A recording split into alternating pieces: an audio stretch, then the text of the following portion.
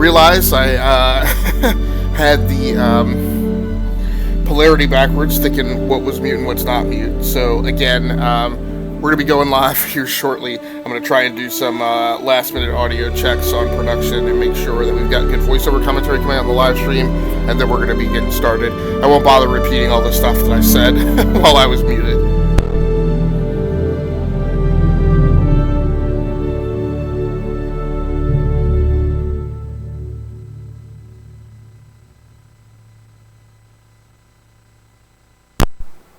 Okay, well, at least you guys didn't have to sit through me picking the plastic neckband off of my iced tea. Private area to view and modify your ship loadouts.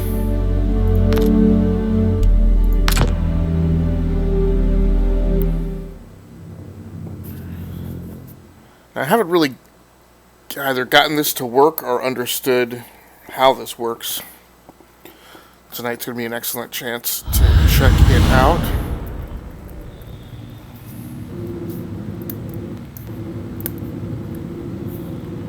So I'm in the hangar. What I don't understand, though, is how do I bring a ship down?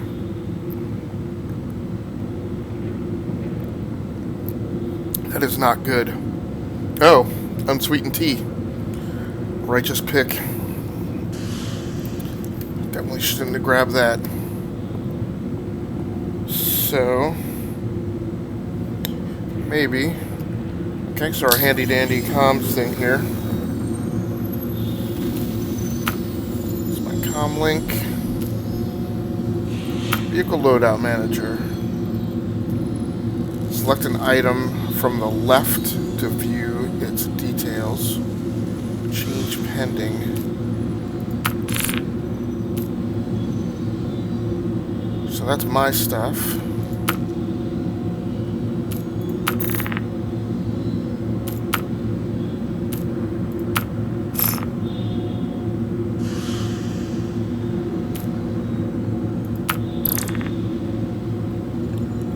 I don't really understand what the point of this is.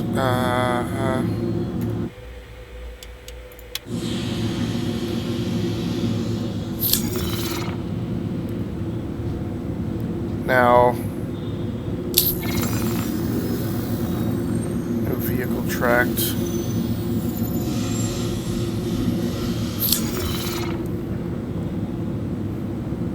So I wonder if what the deal is if there's much like the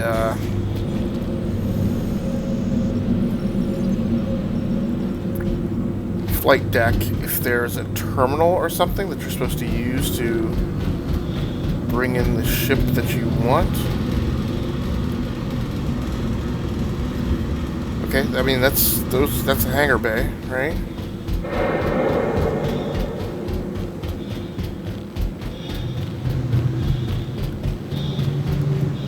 B2.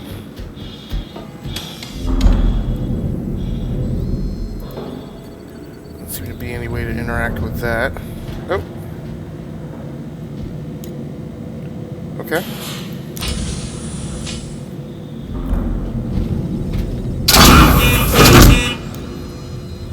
Sure. Let's go up.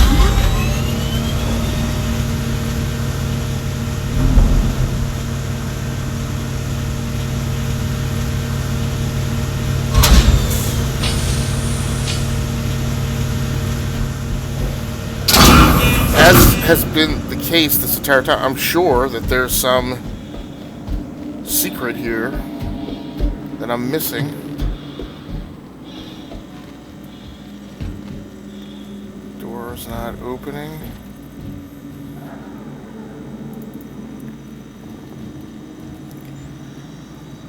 So we're probably gonna have to do another Google.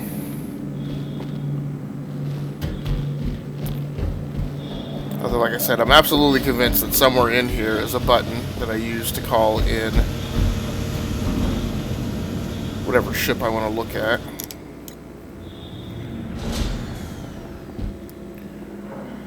So, I'm just going to tool around and try and figure that out. I did try.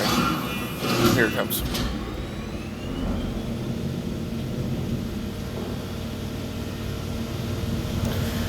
So I apologize for anybody who's watching the archive version of this video or joining in on the live stream. I mean, there's different approaches that I could have taken to this, but I just decided that what I wanted to do was try and figure this stuff out on my own on stream, just so I can replicate the actual experience that a new player would go through onboarding. It would be kind of ridiculous to me if the shtick is that you're supposed to spawn and then literally run down to the entire opposite end of the flippin' bay. Huh, access denied, what is that?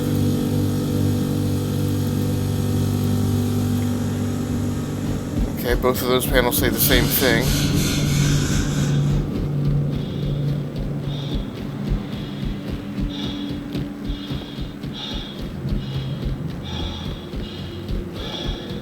Heartbeat's up to 122.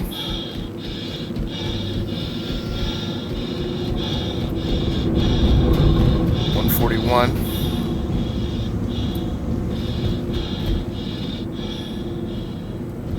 You can call another lift here. So yeah, there is something I'm missing here. Let's go back out to the menu.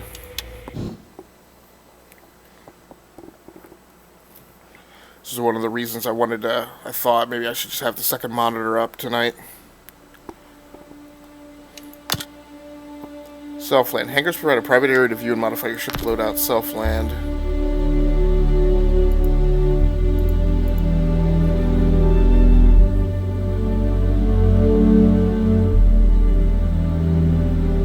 Visit location.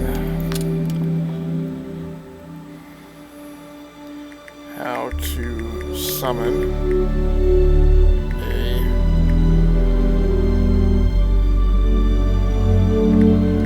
ship in a self-land hangar in Star Citizen.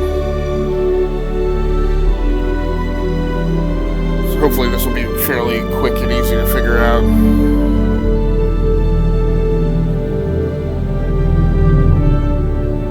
View your fleet and display your hangar flare.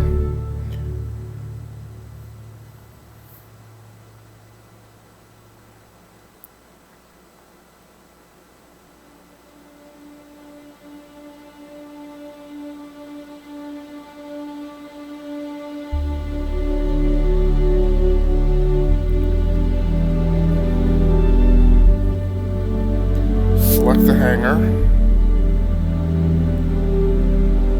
There's access to the highest tier of hangar in their pledges and all tiers below. Your available hangar list and click visit hangar.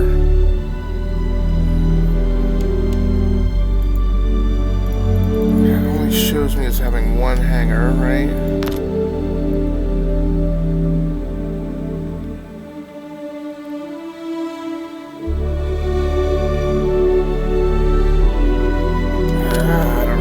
I'm not seeing this display that it says you're supposed to see on here.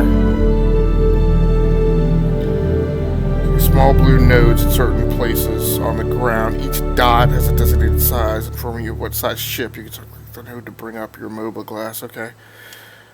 I think we're getting somewhere here.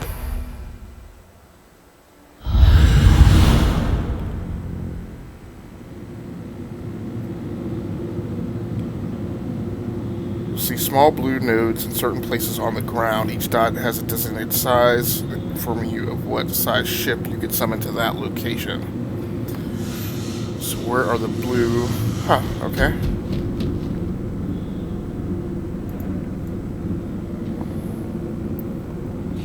Does not seem to be it. Blue nodes. Uh-huh. Well, there's your problem. Size T2, type vehicle.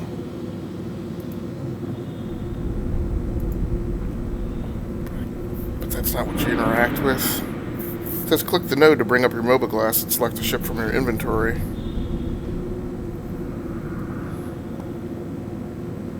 Click the node. Ah, there we go. Okay.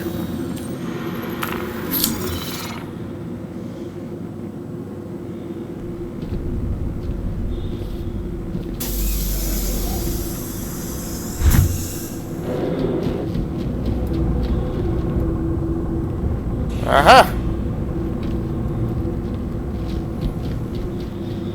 Very cool.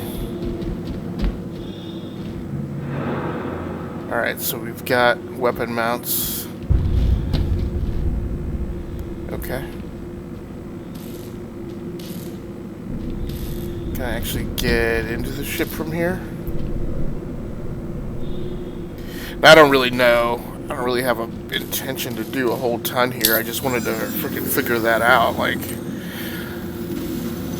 I said, the thing with this game is there's a way to do everything, but sometimes it's very hyper-specific.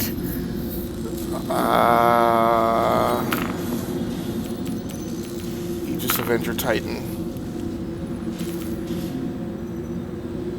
Okay, so it's got missile slots armed.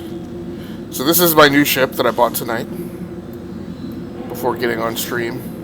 I'm very bothered that there's not a skin system implemented yet. I don't really understand why not. I can't understand why that's a problem or so hard to implement. But this one does. It's got 4 missile slots actually. An Expedition class quantum drive. Cooler power plant. 2 shield generators. Missile racks. Gimbal mount. It's got a lot of stuff. I didn't think this was this well weaponized. That's my stuff. Star map. Journal. Modify ship port equipment. Oh. No, I didn't want to do that. What was that? That was the little AR thing. Bring the Titan back.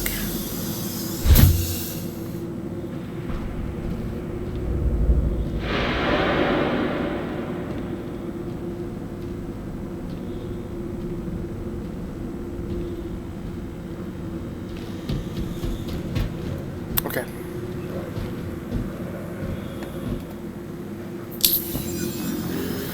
And I don't really know that vehicle maintenance services, restock, repair, refuel, and refuel quantum, simply utilize this app from the pilot's seat to purchase various maintenance services offered at the location.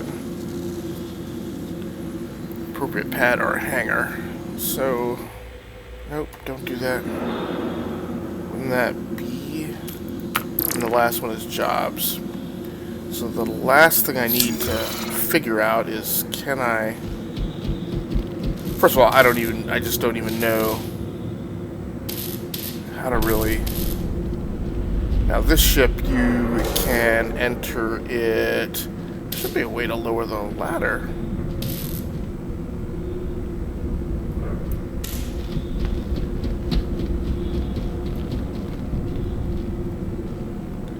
But they also said that you could enter from the cargo bay. It doesn't appear. So I know that I'll be able to access those things on a landing pad on the actual space station. But it said from the pad or hangar. So you would think you would be able to enter the cockpit here.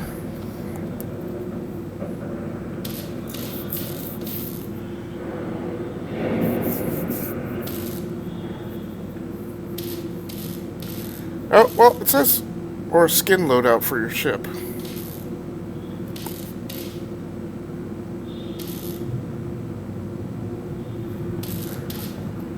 So, before we jet out of here, let's see.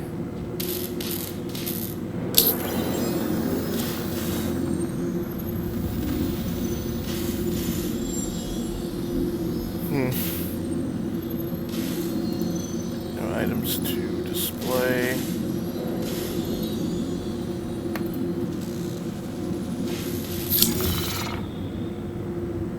Set far as skin, so I don't... Wall.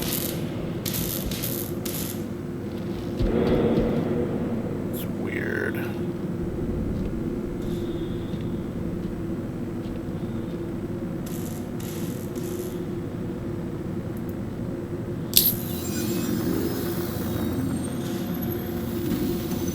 So I don't see any skins. I've looked in a couple locations and nothing's popping out at me, so let me just check to see if there's any way to enter the cockpit.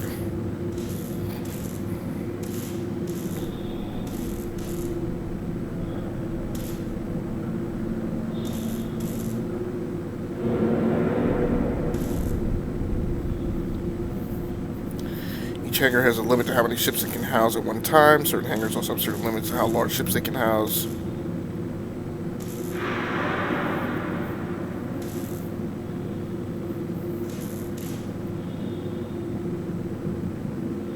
I have no idea what size ship this is. We're going to gift certain ships. What is it? Hangar.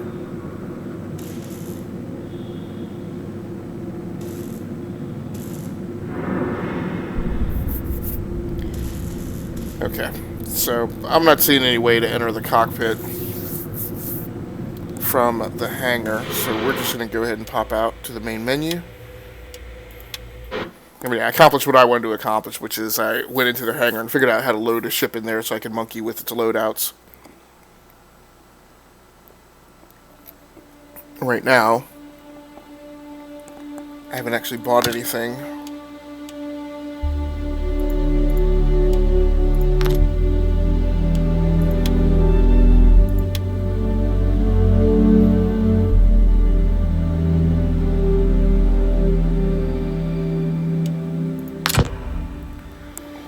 Go ahead and load up, and I guess one of the things I want to start seeing or checking to see now that I have a few credits to my name is try to figure out how to buy new equipment. And I definitely want to take this ship out for a spin. Now, one of the things that's concerning me is the learning curve in this game takes a not insignificant amount of time, and mission time, as we've now been in the game for almost 30 minutes, goes quickly.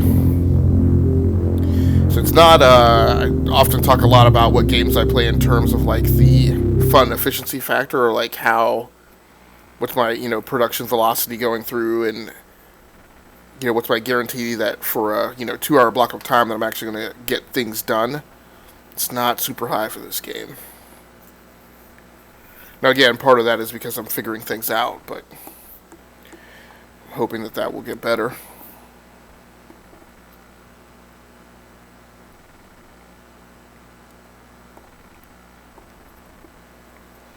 This unsweetened tea really sucks.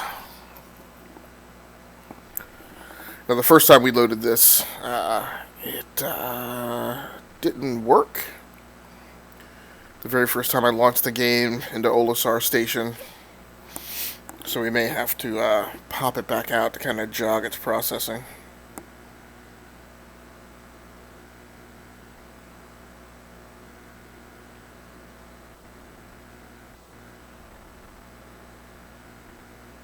And that looks like what might be going on here.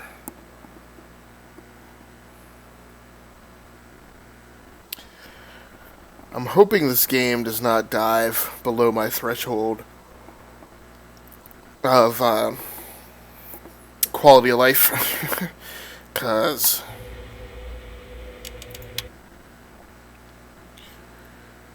I'm really trying to not abandon the game. But there have been several points that I'm like, why? Like, why am I bothering to play this?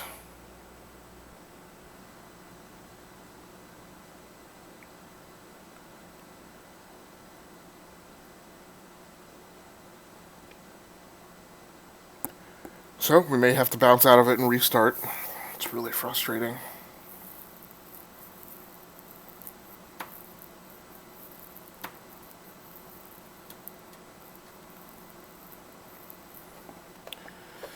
Let's see what the RSI launcher says. It says that the game is running. I'm just going to close it out and relaunch it.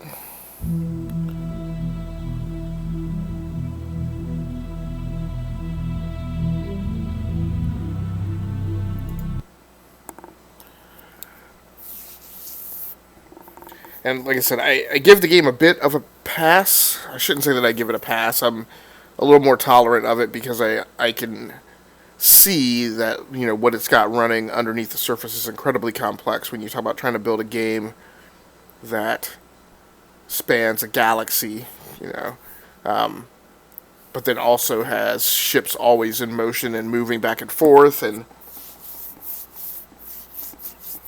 you know, doing their own thing and then trying to manage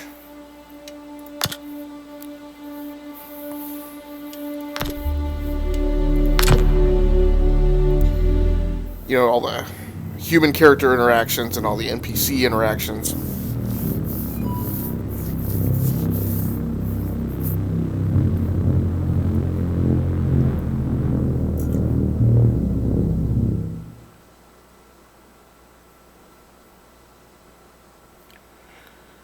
Really hoping it launches this time.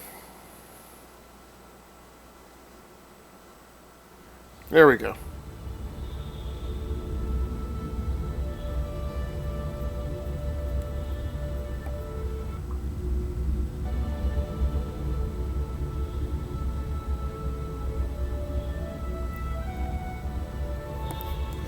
Alright, let's see if we can get something done now.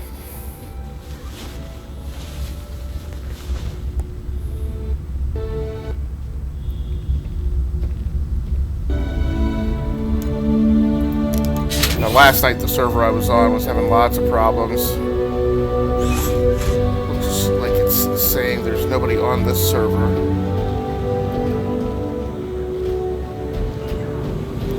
Which would just be a little weird. It could be the case. Maybe the big night for Star Citizen is on Sundays and nobody plays during the week. Okay, Aegis Avenger, Titan. Oh my gosh. Original videos, thanks so much for the raid. I don't know what reason I have to thank, but I do definitely appreciate it. Thanks so much for swinging through. I hope your viewers aren't turned off by the notion of Star Citizen. So I am very much in the early stages of figuring this game out. Hey, how you doing? Thanks so much for swinging through. I appreciate you. Let me give you your own personal soundboard for the herald your arrival in the live stream.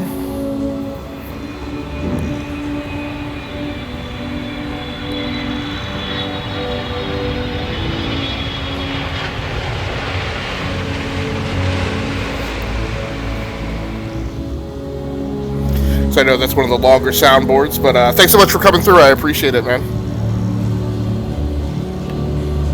So are you a Star Citizen gamer original, or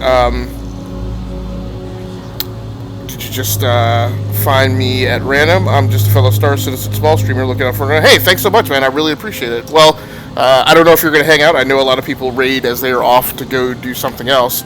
If you are, usually in my streams, I have no backseat gaming. I don't think I put that here. I am definitely welcome to input if you have any advice. I just bought the... Your ship has been delivered to the following landing pad. This is kind of going to be it's kind of a test night. So we're on landing pad A02. Starting to see some people pop up in the server. There are some key elements that I don't know what I'm supposed to be doing. And a lot of that is around the MMO aspects, which I am potentially going to try and get into tonight. Right now, I just want to take the Avenger Titan out for a test flight. Pretty excited about that. I've been flying the Mustang Alpha for the last couple of nights, and oof, it's a rough learning curve. I wound up spending about 6 hours yesterday just trying to get enough flight time underneath my feet. What the flock is that? glitch. Yeah, this server feels pretty bugged. So one of the things I'm going to do, the other thing I'm struggling with is, oh yeah, for sure, same here, man, yeah. So how long have you been playing Star Citizen? Because one of the things that I'm derped about is, ooh, that's a really small access panel. Let's just go ahead and enter the ship.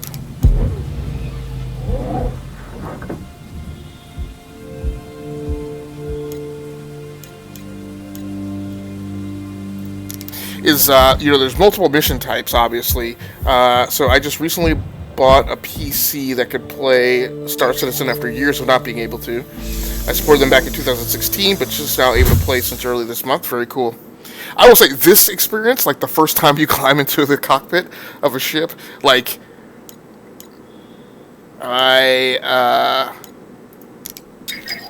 I thought this game was very shady, just in terms of like the whole crowdfunding campaign and all that stuff. This ship has a different AI voice to it, I just realized too. Highly skeptical when I came into it, but the thing that I'm Engines online. bad about being objective about is that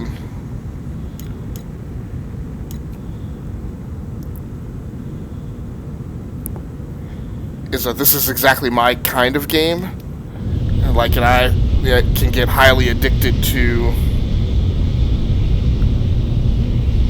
like anything that gives you like multiple vehicles and space. That feels like my. Why is the x-axis inverted?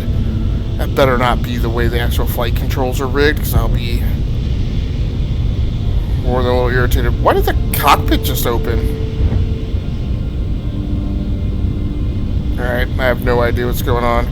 Usually when I launch, I like to be outside the ship.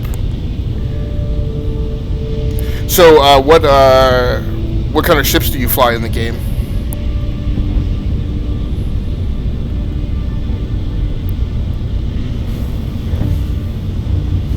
Nope, no.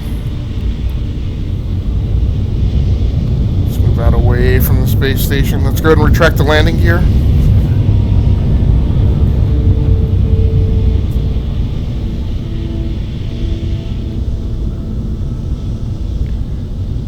I'm really getting aggravated at my canopy opening.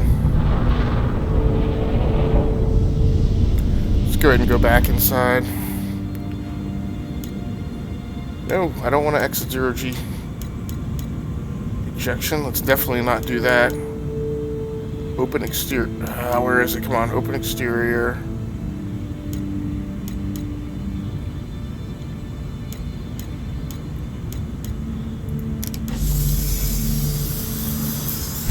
Yeah, I don't understand what's going on with that at all. Stop the rotation. It's good to see that the x-axis is not inverted. Trust me, you have to do a lot of key bind and control reconfigure. So I think I've gotten the keyboard binds fairly well mapped out. And you fly the Titan as well. Very cool. It's the only ship I have right now. Okay, I'm waiting to see how big I can grow my organization, and that will tell me what next ship to buy. So tell me about your organization, because again, that is the thing that I want to figure out. And like I said, I don't fully understand what is going on with this thing. That's gotta be, well, there's either a bug or with all these cables I have laid across my keyboard, maybe it's errantly hitting a key. Part of the problem is there are so many bugs in the game that it's really difficult to establish what's what. What is something you simply don't understand versus something that's a problem. So one of the things I'm going to start doing is reflying some of these missions simply so that I can try it with everything that I've learned to this point. So we're gonna fly this Ling ship delivery. Frickin' A, what is going on? That's aggravating as all heck. Pick up shipment from CRUL5. So we gotta go back in, access the star map. So this took me the longest thing to figure out, is how to get the star map to come up.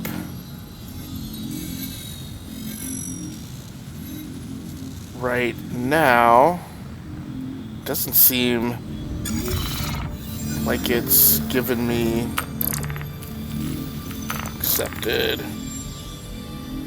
So original says probably bugged. It's a lot of them. As you exit and log back in, bugs stop and start. You get used to it though and start to figure out the patterns. Right, and that's again that's that's kind of what's blocking my windshield, right? RCRUL5. Okay, that's what I'm dorking up. CRU.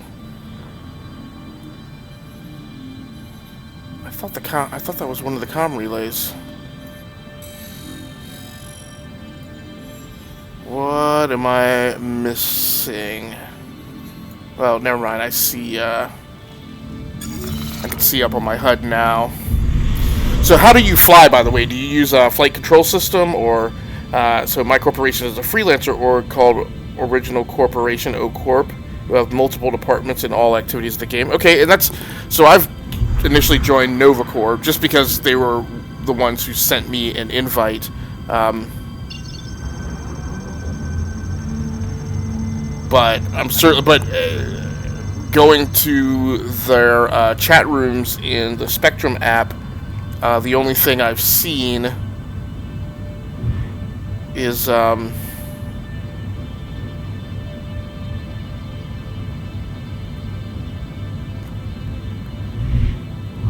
boy.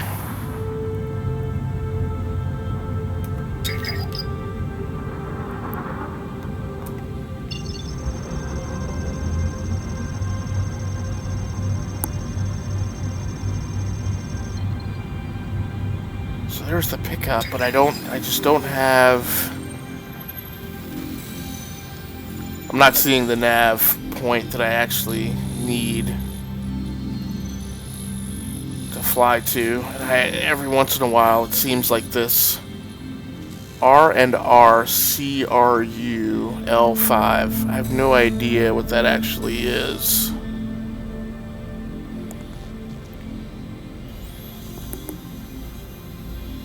R&RCRUL5.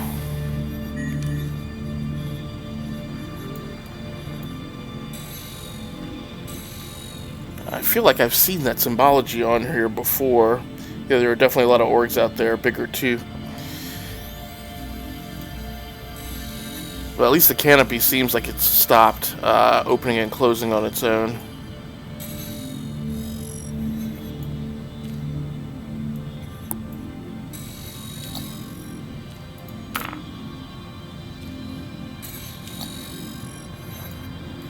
So this is a frustrating thing. Like I just have to go. So maybe let's do this. So the Mustang did not appear to be armed with an afterburner, and mine might not be either. BRB warming up my food. Yeah, cool, man. Thanks so much for swinging by, and thanks so much for the raid. I do seriously appreciate it. Well, this may be the problem. Is that there's afterburner.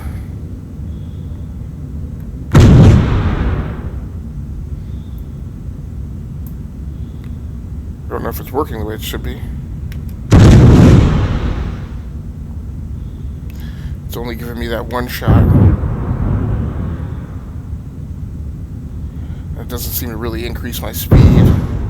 That's weird.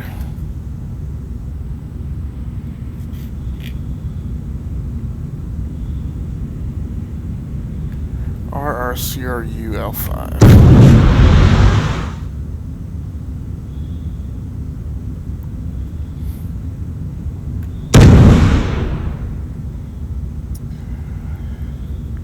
Well, that might be something that's broken also. What is it with the... Come on.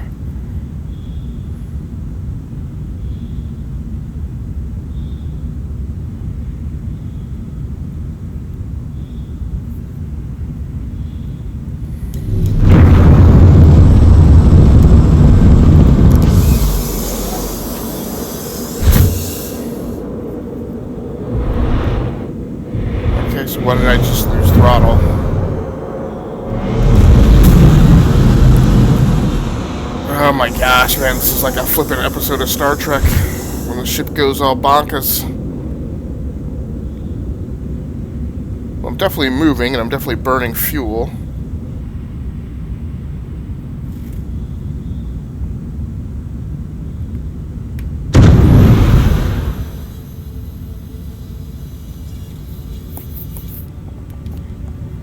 And I'm not quite certain that Afterburner is working the way it's supposed to be. Hey, Ravenclaw, how you doing? Thanks so much for swinging through. I do appreciate you stopping by. Thanks so much for you stopping by as well, Gory. Okay, let me give you guys your individual soundboards to herald your arrival.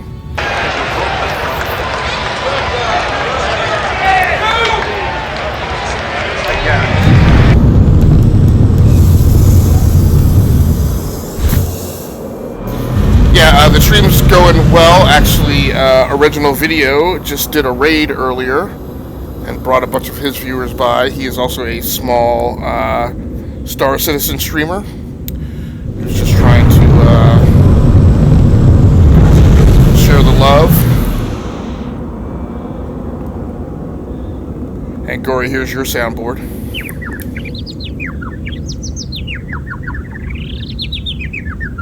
Although I came in tonight being absolutely convinced I had finally figured this out, and tonight was going to go smoothly, but the ship that I just bought is acting really crazy. The canopy keeps opening on its own, and I've been given a rendezvous point to go to pick up the shipment that is just not, like, showing up on the star chart at all. So I don't know what I should do about that. There goes the flippin'.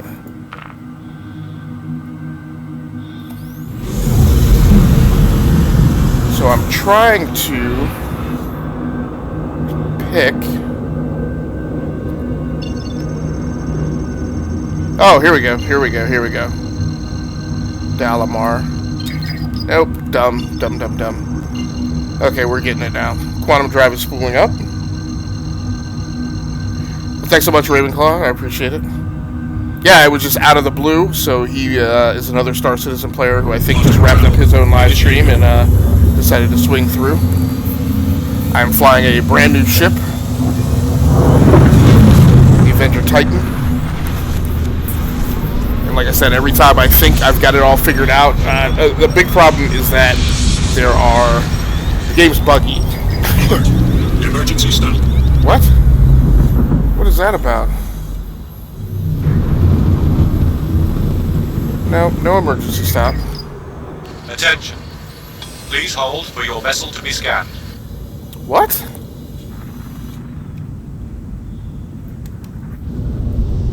What is... Okay, thanks. You're clear to proceed. Oh, gee, thanks. I just get pulled over by, like, the cops? Crazy.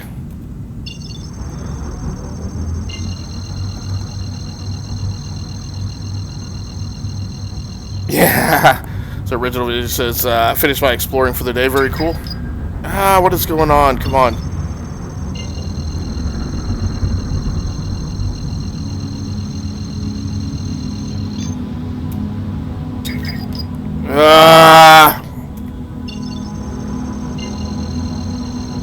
I saw this funny saying as I was looking at one of the FAQ about the game, where somebody was talking about what you needed to do to engage your quantum drive. After your QT, your drive will need to cool down. How long of a cooldown depends on the distance.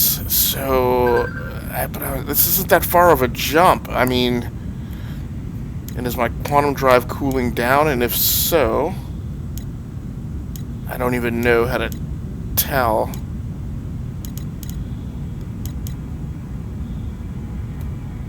It's really aggravating. I don't think that this is a quantum drive problem. Or I don't think this is a cooldown problem. I found that you can't look at the canopy area and press F or it interacts with and it opens it. I can tell you I had a problem with the cockpit too. But that's weird because that's exactly what I was doing last night with the Mustang, and I didn't have that problem. And the canopy just started doing that opening and down. The camera, it was doing that open and down thing when I was in the exterior view is when it started. something's going on with the quantum drive, and I can't get it to engage.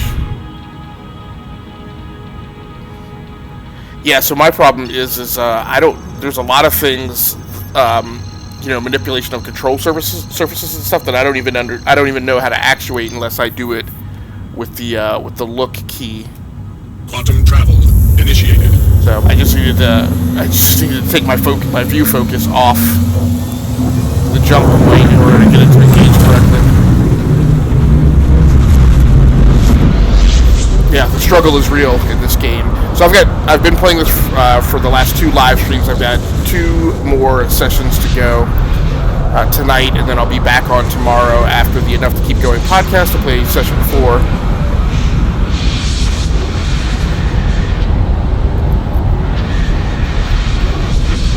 Well, this is kind of a far jump, actually.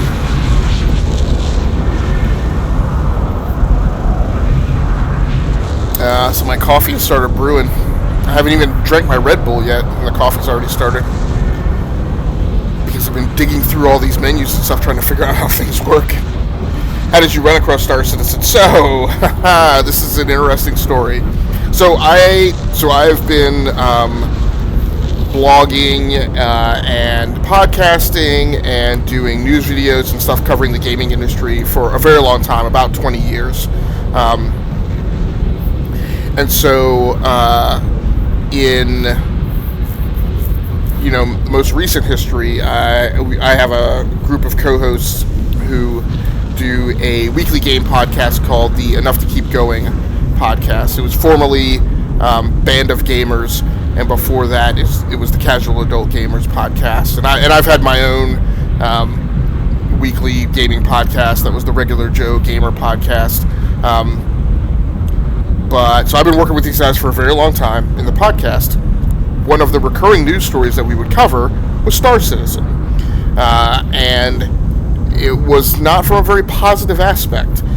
We talked a lot about how, we just didn't understand. I mean, Star Citizen is one of the most well-funded video game developments ever. It has a budget via pledges that exceeds that of a lot of AAA games that are being published by major third-party publishers.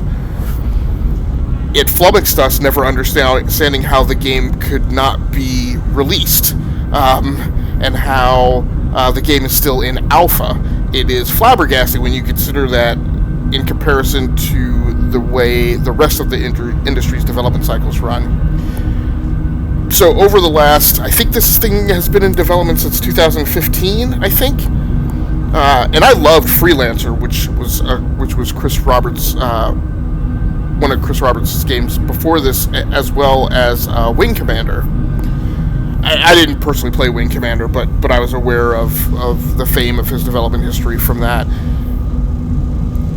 So for the last 4 years or so, we have thrown a lot of shade at Star Citizen. Kind of musing whether or not the whole thing was a scam. There are points where we have alluded to its followership as potentially similar to a cult. Again, just from it in terms of the dynamics being similar. And so this year, at the beginning of the year, I hit the point where, now one of the things that we are very big about is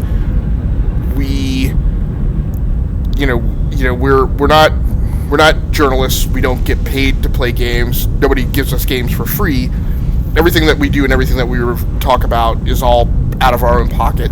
We hit a point this year where I was like, and we're insistent that we play a lot of the year's new releases, right? Even though, like I said, it costs us money, because we feel that's kind of like our journalistic responsibility if we're going to have that discussion.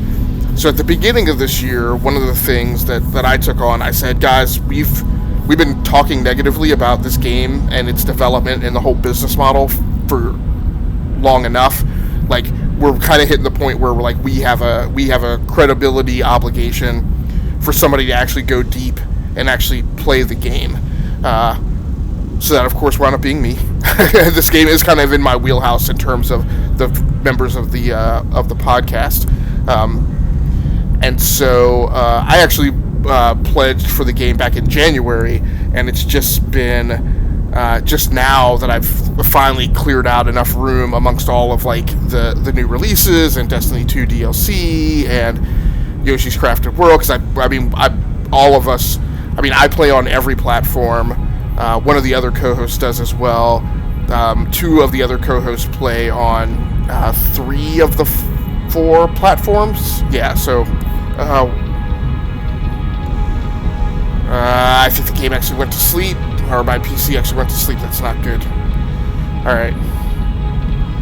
So hopefully that didn't bug out. Yeah, one of the things I really dislike is that Windows can't tell that this game is running and will put the monitor to sleep even when the game is up if you're not actually actively providing controller input, so that's a little frustrating. So like I said, I pledged for the game back in January. Finally got around to bring it up, and every time I was about to play it, I backed away from it because I kept reading all these things about how like you shouldn't like go out right into the black like on your own. You should partner up and squad up, and I still don't really understand like where is PvE versus PvP. So I just saw a lot of literature out there on the internet saying that like you should not go out on your own, and then just recently I came back and reread it, and I didn't go because it's like I don't feel like finding an organization and partnering up and like writing a bunch of emails or whatever back and forth to finally find somebody just to get into a ship on a launch pad and go. So this was the week that it finally kind of came up in my rotation, and I said, it's summer. I've got a little bit of time before, a next big release that I really have to review and take a look at. Let me go ahead and take the plunge and get into Star Citizen. So I started that this week. And like I said, if I put the bugs aside, the experience isn't hugely different than like my first time out in Elite Dangerous. That game also has a huge learning curve. It has a bit of a struggle, and actually, to a certain extent, I hope I didn't. I hope I didn't pass the damn delivery pickup point. Because if I have to flip back, I'm gonna be really aggravated. Star chart. Star chart. Yep, I did. We need to drop out of Quantum Drive, drop out of Quantum.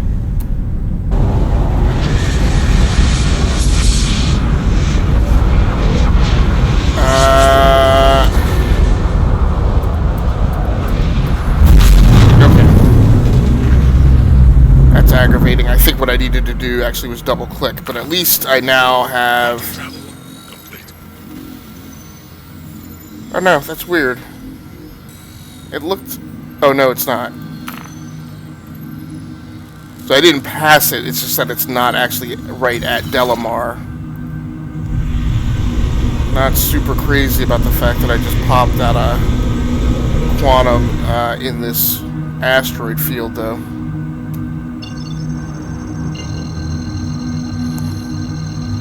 So Reginald says, I never dove too deep into Elite Dangerous. I tried it, but never could get into it. Yeah, it's rough. And actually, Quantum travel initiated.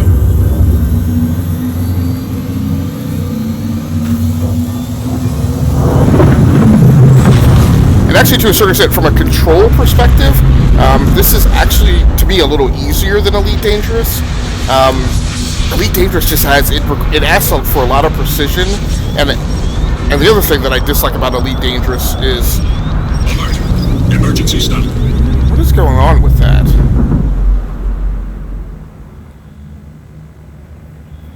I don't know if my QT drive is overheating. Attention. I have been authorized to scan your vehicle for contraband. Please halt and stand by. This is...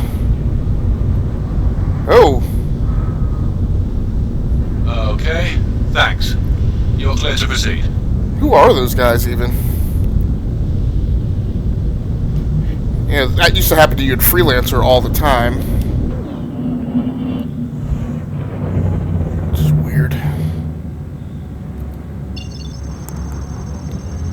It popped you out of QT because of the police. You have to stop. LOL, police. LOL. Yeah. It's a bit of a hoot. Okay, here we go.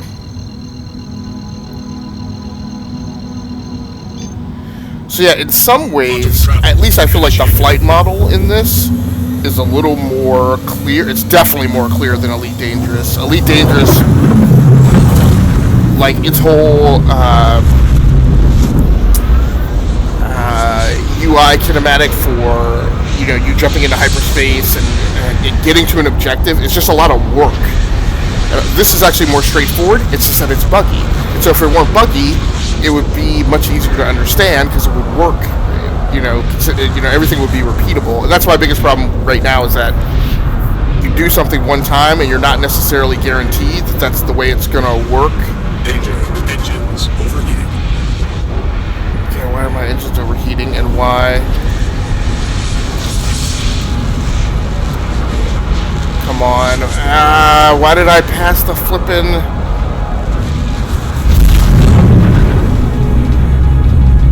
Okay. Quantum travel complete. Flight system's overheating. Great. Wait.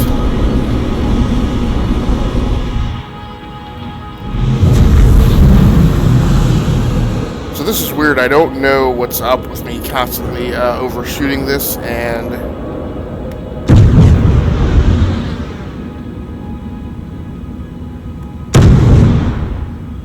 yeah, I think Afterburner doesn't work the way that I actually expect Afterburner to. So I guess now you have this in Elite Dangerous too. Now this is the first time I've experienced this, and this is again a reason why I kind of have a bit, not a problem, why I'm struggling with this a little bit is because, so I've learned how to hyperspace jump to a planet. That works one way. Once you're in the vicinity of the planet, I spooled it down. Once you're in the vicinity of the planet, then it's actually another quantum drive jump to get to enter Atmo and get down to a landing point. This is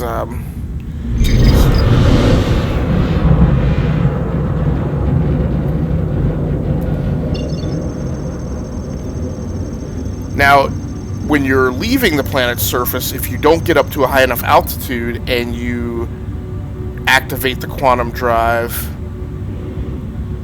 what is...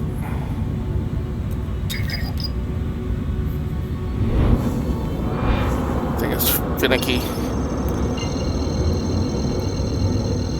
If the destination point is on the other side of the planet, it has driven me straight through the planet and obviously destroyed my ship.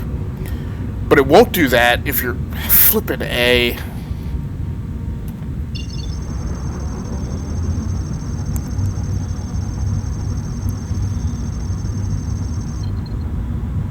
Spooling's complete. I have the frickin' jump point. It says it's calibrated. Hey Google, stop the alarm. Okay, come on.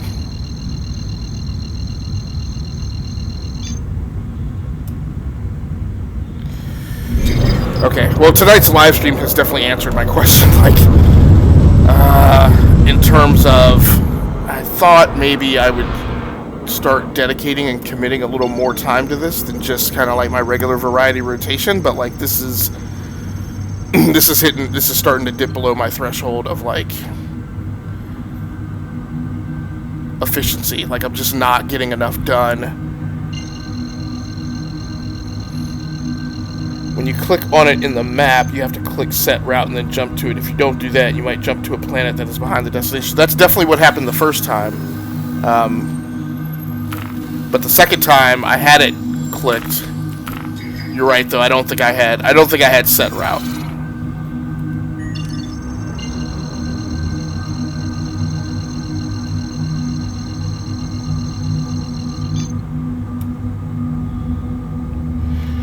But right now what's frustrating me is my flippin' drive keeps spooling down, even though, I mean,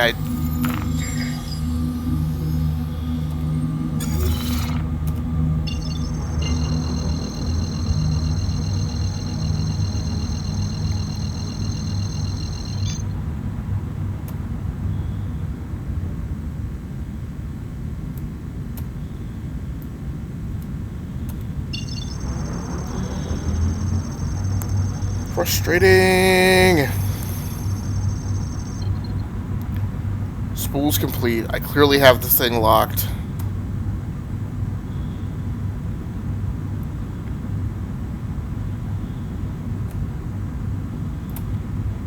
This feels like the Millennium Falcon when they would hit the hyperspeed thing and nothing would happen. Alright.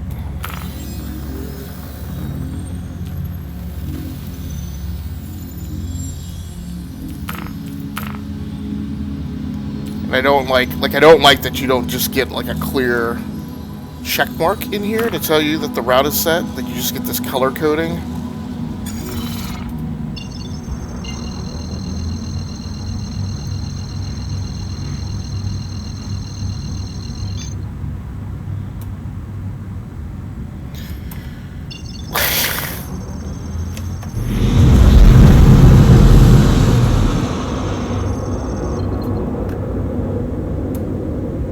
So original, is this the life of Alpha? Yeah. So is this what other games do you play?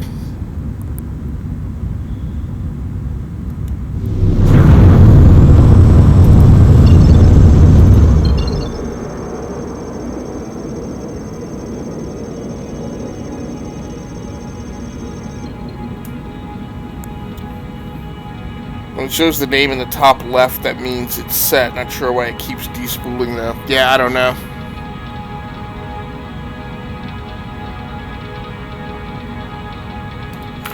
Yeah, I mean, you can see in the top left, right? It has CRUL5 selected under the navigation mode.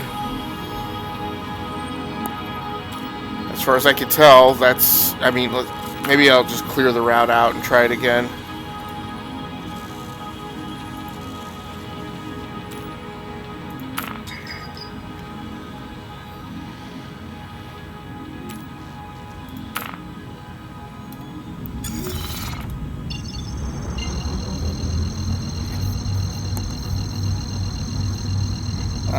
So original play survival games and sports games. Do you play, or do you only play on PC, or do you play on other platforms as well? Okay, man, like I seriously don't understand.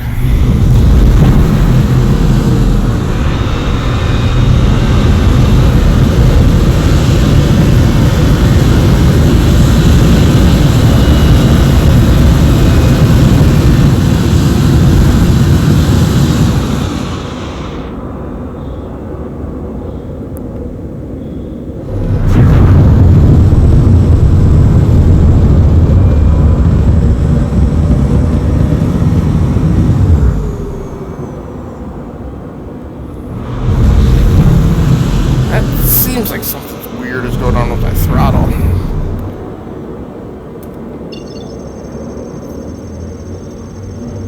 Try this again.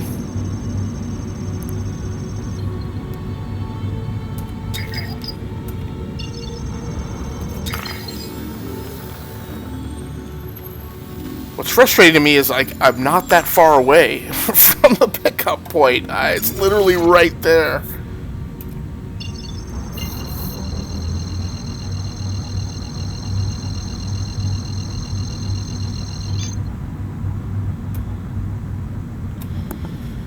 Okay.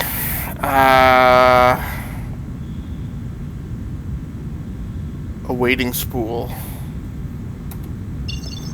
Spooling up the quantum drive.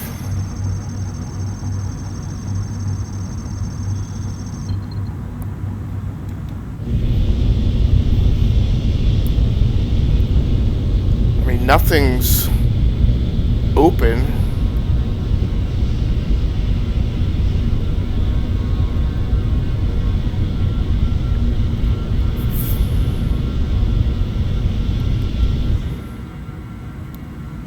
Is complete. Now when I hit B now, I'm hitting B and holding it and nothing's happening. At least it didn't despool.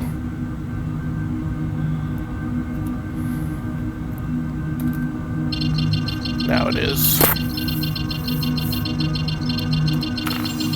Okay, so here's what I'm gonna do. Now that's just so weird, like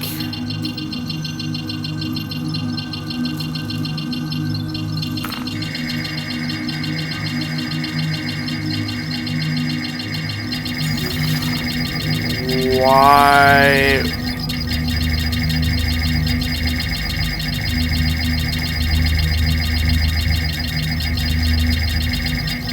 I don't know what it is that's flipping out. This is bad.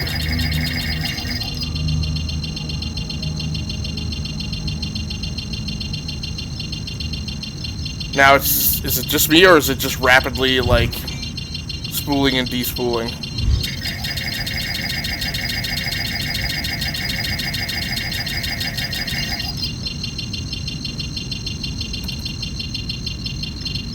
Alright, at least we got it to knock that off, right?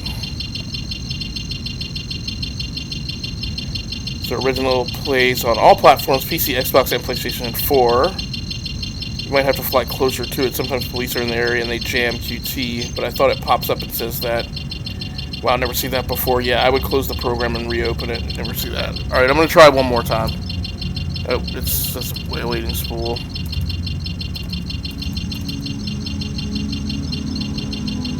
Yeah, this is, I'm just going to exit to the menu. That's rough. Very rough. Turn the power off. Oh, Fledger, you were saying turn the power down the ship. Sorry about that. Yeah, that would have been a good thing to try. I didn't think about that.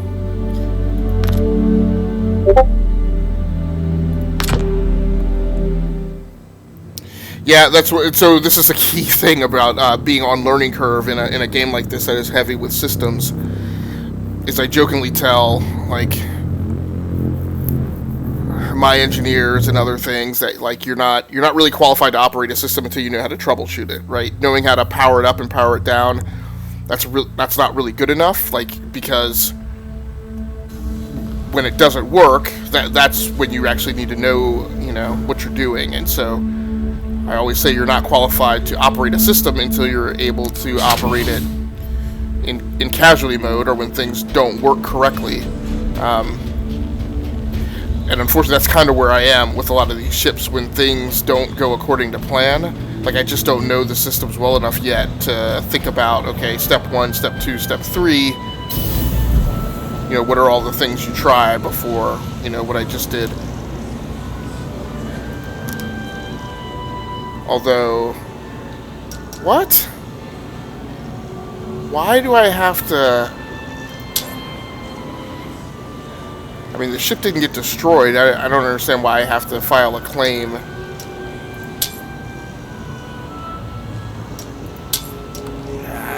That's aggravating.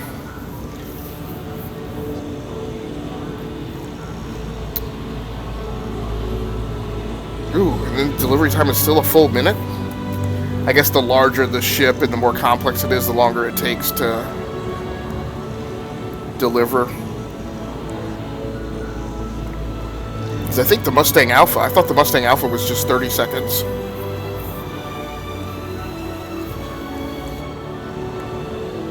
But yeah, you're absolutely right, Fledger. What I need to think about is when these things go, I need like a 3-point checklist of like things to try to do to recover the spacecraft before I just back out entirely.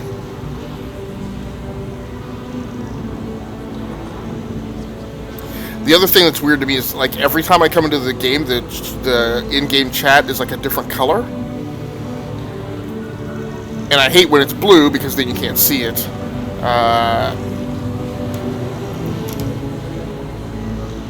But there's nothing that I thought that there was a way to change that, but I went looking for it last night and couldn't find it. Alright, let's take the Titan out a second time, I guess. Original video says it took me like a week to pretty much learn workarounds for the bugs. Yeah, and so that might be it. I may be A07. I might have too high an expectation for when I hit a point of efficiency. That's definitely what I'm looking for, right? I'm looking for the tip over point when like I can come into a game session and get like 3 or 4 or 5 things done, and that's the thing that's frustrating me now, particularly in comparison to when I play other new games that have released this year. One of the things I keep complimenting the Division 2 for is that, like, every time I go into the Division 2, in a 2-hour time frame, I always know that I'm going to get something done, and largely things done that are going to contribute to player progression. Original video says, LOL, at Fletcher, reboot is the #1 troubleshooting step for sure. Yeah, if all else fails. Yeah, but I completely agree. I would prefer not for that to be the answer every time. And in fact, last night, my second time out in the game, I think I only went, just completely backed out like one time. So maybe things will be more pleasant this time, and maybe we won't have, like, the canopy randomly opening on its own.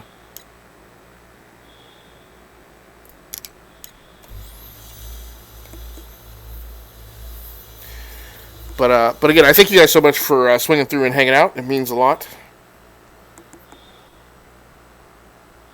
I did tell the thing to go to flight ready, right? What the flock?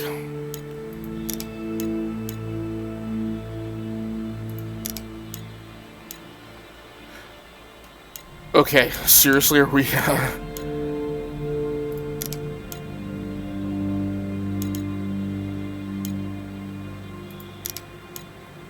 Great Scott, man. Are we just not getting...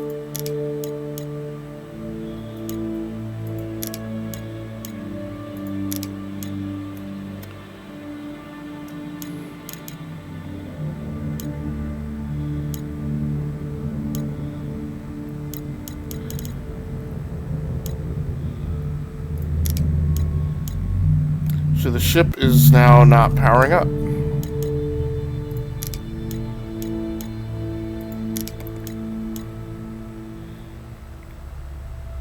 So Fledger says, found this on Reddit. You can now change chat text color. All you do is hit F11 and then hit the rounded square next to the bell, and it will give you a different color every time you press it. Okay, very cool. That's excellent information to know.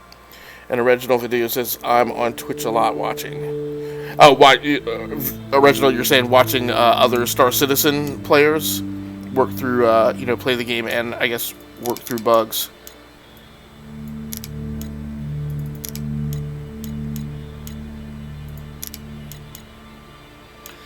So,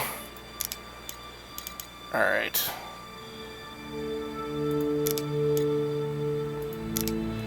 I am not even able to exit the ship right now.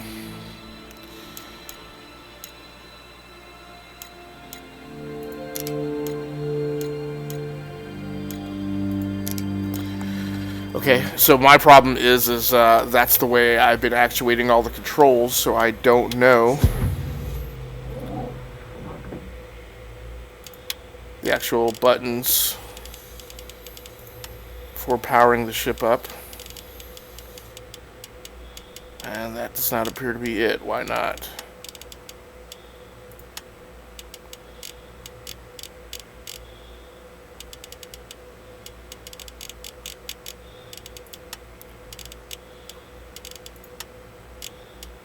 Nope, that's not it.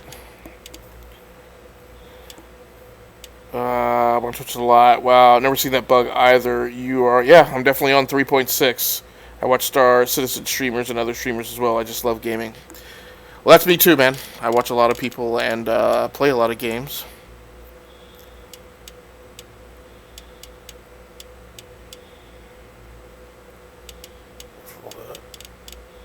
Okay, I know... Oh, okay, cockpit.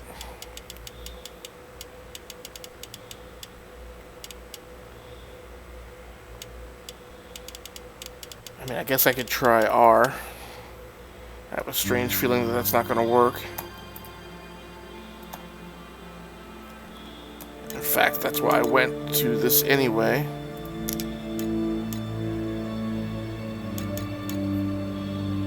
Okay, you know what we're going to do? We're going to just entirely shut the game down, because I don't know if maybe I'm just on a really horrible server or something.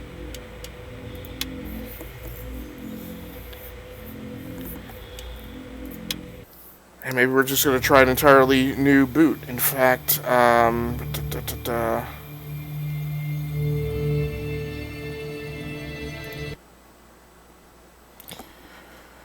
don't know. Yeah, I mean, even as much as I've been a little shocked in the bugs I've been exposed to in this game, again, just because it's just a lot different from a current state of development than a lot of the other games that I play. I have not seen anything as buggy as it's been tonight in the 2 or 3 sessions that I've played. Hey, Curio, how you doing, man? Oh, Jerry, great. Googly Moogly. Cherry Jello. Thanks so much for swinging through with the raid, Cherry Jello. I appreciate it. Thanks so much, Curio, for swinging through.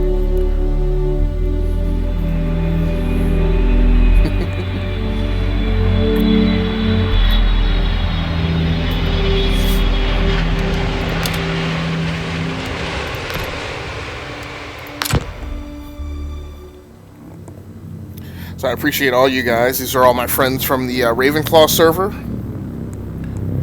I appreciate all you guys swinging through. Thanks so much. I'm probably not as, I don't know,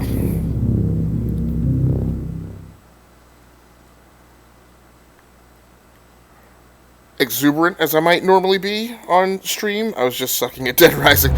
Yeah, well, same. This, I've been struggling through. This game is just super complex, but on top of that, I've been fighting a bunch of bugs. Original Video also came by with a bunch of viewers from his live stream and has been here. He's a Star Citizen player in the stream, trying to help me out, and no amount of help has really changed the theme of tonight. Fledger, another Star Citizen player, has also been pitching in, and between the state of this server and my lack of knowledge, neither have them have been able to overcome my suckitude.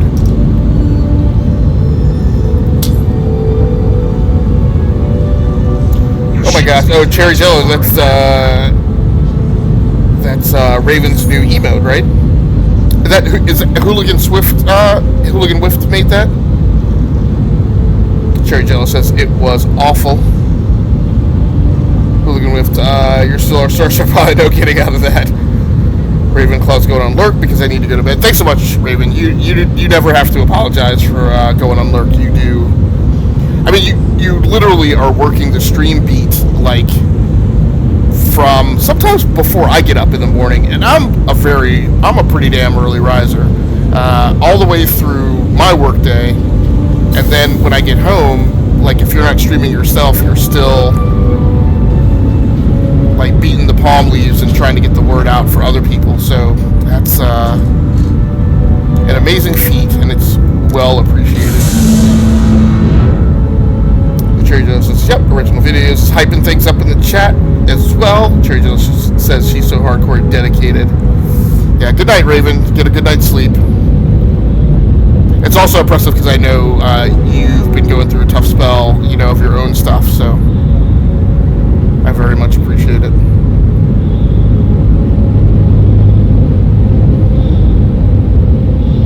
So let me ask you, Original Video, have you named your ship?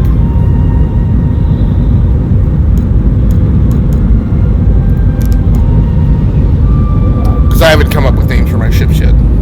Night Ray Ray. Oh, no. Okay. Yeah. Hooligan Whip says the game is gorgeous. It does. It looks beautiful, and that's I guess that's maybe one of the reasons why I continue to stick with it. Is I have hope. Flippin' A, that Blad Nabbit canopy. Well, maybe that means... So notice it's different this time, right? When it... right, because before, when I had the bug where it wouldn't... I couldn't power it on, it was showing flight ready, power on, and power off. And I guess, theoretically, it should never show all three of those, right? At any one time. If I really think about this, like, control systems.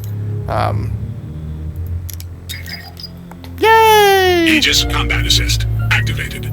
Aegis Combat Systems Assist. green. Original video.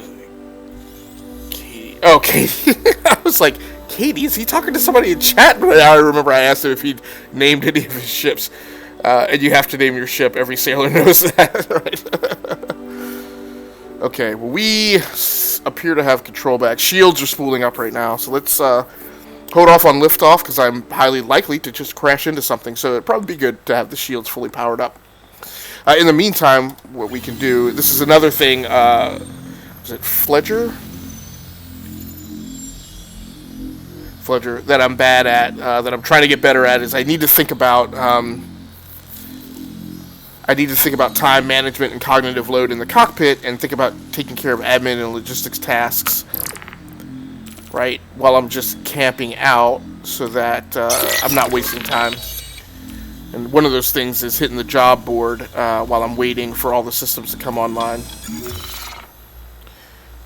So shields are fully powered up. It looks like all other systems are up.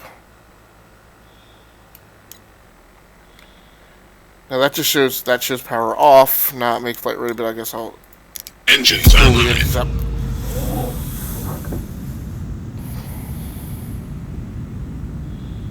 Hopefully the canopy will shut on its own again. It's not, though.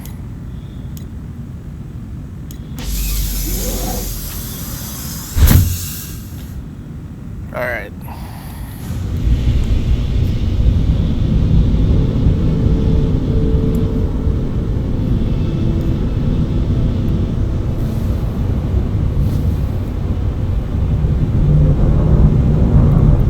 Track the landing gear.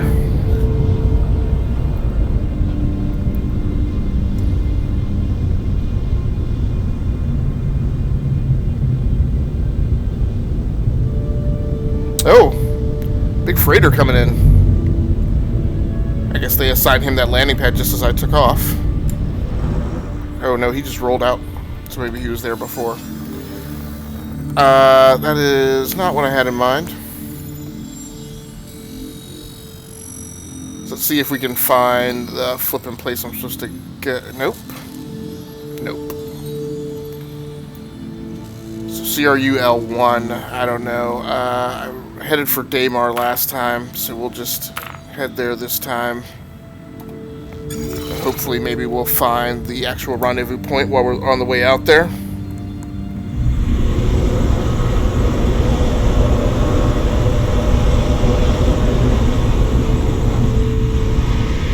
Although that is the pickup. So let's go back in and actually clear that route.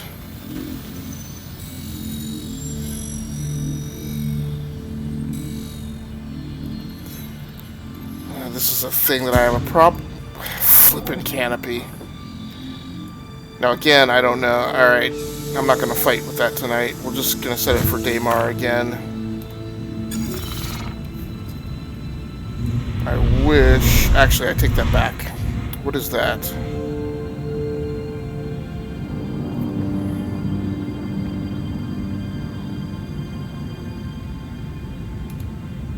That is Daymar. Okay. Now see, it seems like it's set the route already.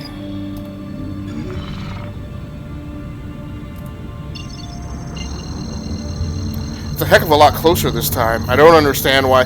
So that may have been an indication of the bug. So I don't know if you remember, Original, that when we came in here before, the distance was something ridiculous, like 18 million kilometers or something like that. Quantum travel. Did you ever play any of the Wing Commander games? Well, so, interestingly enough, Hooligan Whiff, this is by the guy who made Wing Commander.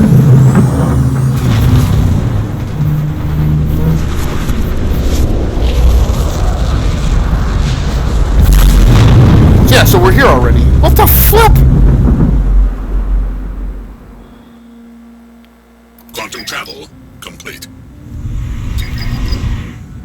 Now, okay, so why... Now it says that that's 1 million kilometers away. Like, this makes no sense. And I still can't find it on the star chart.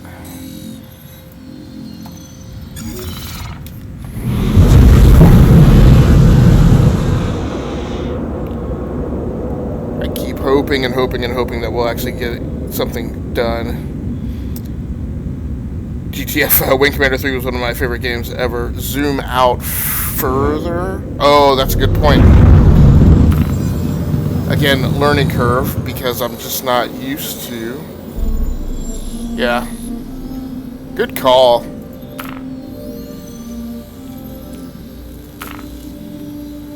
Yeah, because I haven't had to actually transit to any place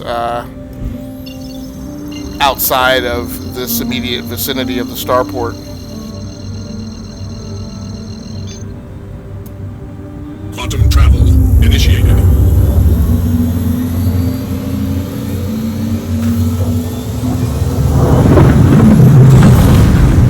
So, and again, this is where, and this is like golf. If any of you have ever played golf, this is you try and play golf, and a lot of things go bad, and you blame that a little bit on yourself, you blame a lot of it on the game, or on, you know, just things outside of your control, and then you hit that one good golf swing. And then you do that math, and you're like, this is a horrible game, why do I put myself through this? I shouldn't spend 3-4 hours playing it.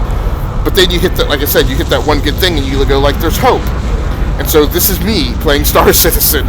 It's like, a lot of things go wrong, and a lot of that's not me, but then, like, there's a thing like this, where Original says, hey, you could have zoomed out further, and then I'm like, okay, so the first hour tonight that we spent playing this, getting nothing done, that was my fault, because I didn't understand that this pickup point is actually outside of the immediate vicinity of the planet that I've been playing around, Quantum travel complete.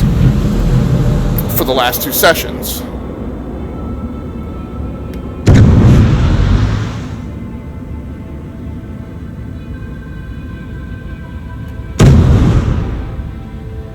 I really don't understand how Afterburner works. That's for show.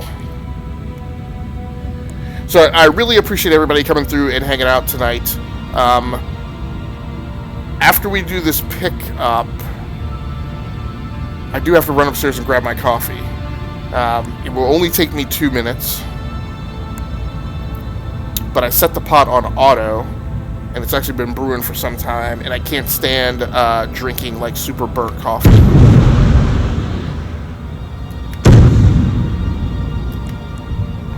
You can increase the speed limiter to go faster. Good point. I don't know how to do that. I've seen the controls for it. And I actually think...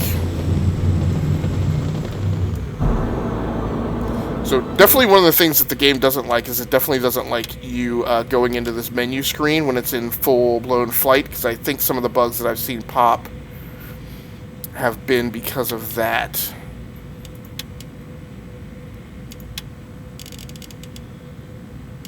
Movement. Speed limiter increase is not mapped to anything right now.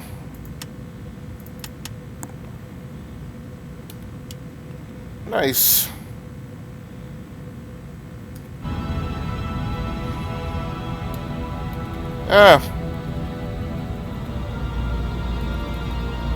I don't know why I'm bothered that that's a thing.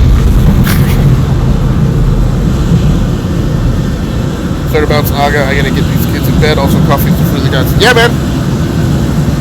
By all means, I definitely understand you've got other problems and obligations. And hold shift at max throttle to go even faster. And so by shift to go even faster, you mean the afterburner?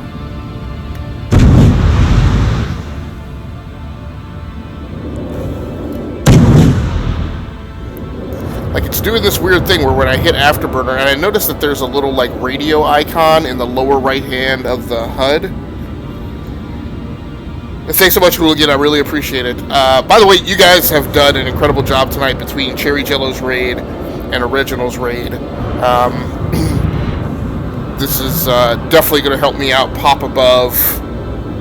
Well, it's going to definitely help raise my average viewer count, which I don't really care about, but it's like the one thing that I don't have done for.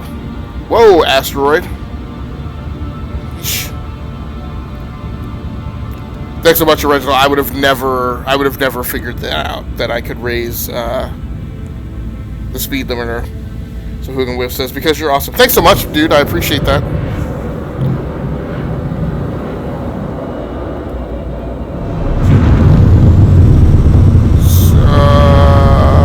So Original, one of the things this is gonna space break.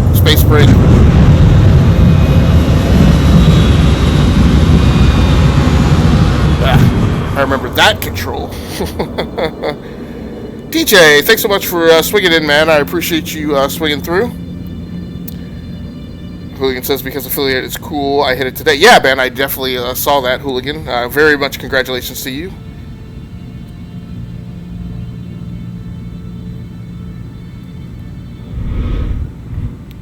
Alright, so let's use maneuvering thrusters in here.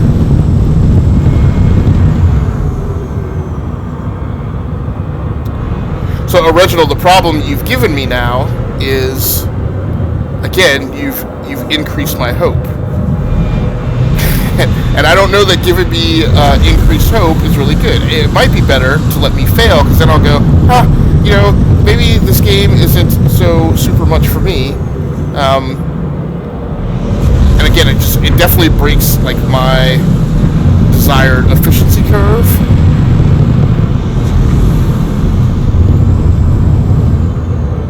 Oh, this is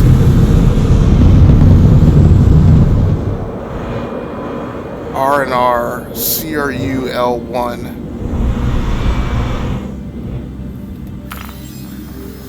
Comms link.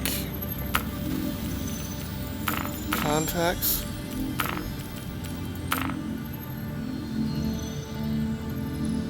Please proceed to assigned landing bay. Okay, so that's good that that worked out that way. Landing gear deployed.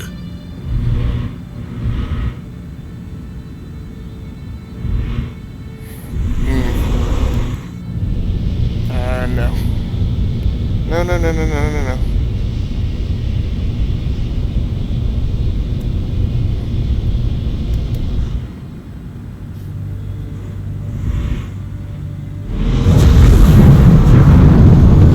Once you figure out how to work the controls, it's fun. It is, and like I said, it definitely gives you that.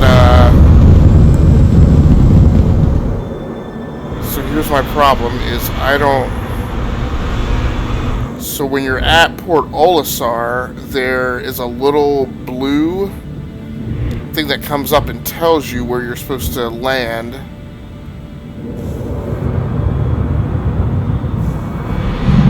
I don't really know for certain what the indicator is that I'm looking for here, with a side of frustration because of the server bugs, right? This is actually good, though. If I could figure out where I'm supposed to land, this would be an excellent opportunity for me to go grab my coffee without fear of being jumped or something crazy going on. So I see the landing pad icons out there just to the right. But like I said, at Port Olisar, it gives you this big blue blinking box. That I am not. Well, last time it was over.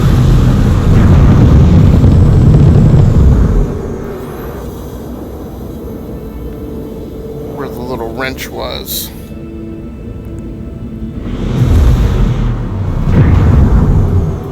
Does that mean I'm gonna have to land here and then like walk all the way around? Flippin' A. And the guy locomotion's so slow when, Yep, okay. Alright. That is exactly where I'm supposed to land.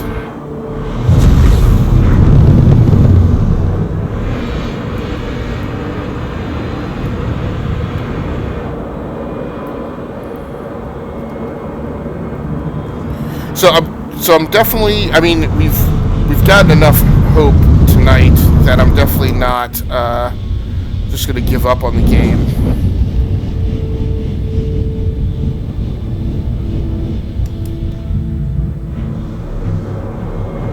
So if I'm where I'm supposed to be, this should work.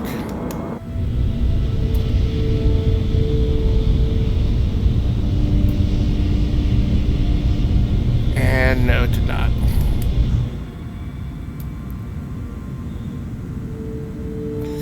Maybe I'm not far enough forward.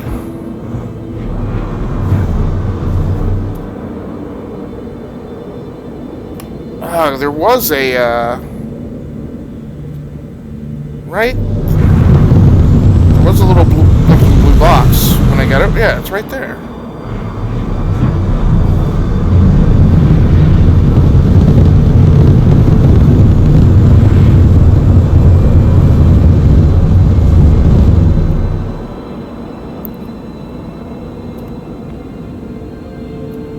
I'm not getting the auto.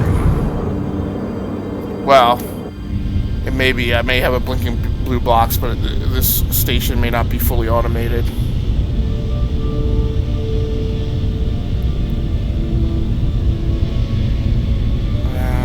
Come on.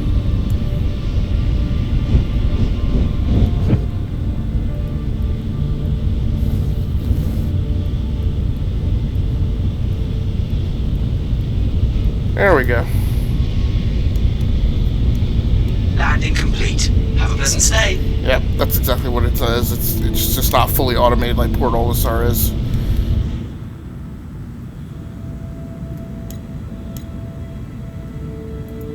Weapon systems offline. That wrench icon, yep, I would fly in closer. Nice. Yeah, thanks so much, man. I appreciate all the help. I am going to... So what we're going to do is I'm going to exit the canopy and at least figure out, much like is the case when I travel in the real world, I'm very angry that my gate is so far away from my actual transfer. Because ridiculously, now we're going to have to... I mean, the flippin' box is like all the way on the other side of the damn space station. What did I miss? What did I miss? Oh. Call the elevator. Yeah, so we're going to go over and get the box, and then I'm going to run upstairs and grab my coffee. Brew time's horrible.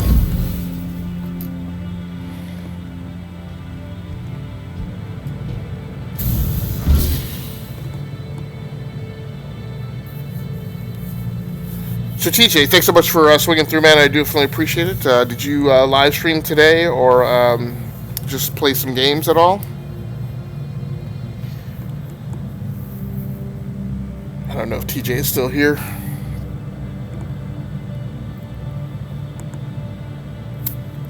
So I called the elevator. I guess maybe I need to tell the elevator where to go. This might be a good thing. Oh, okay. How am I supposed to know?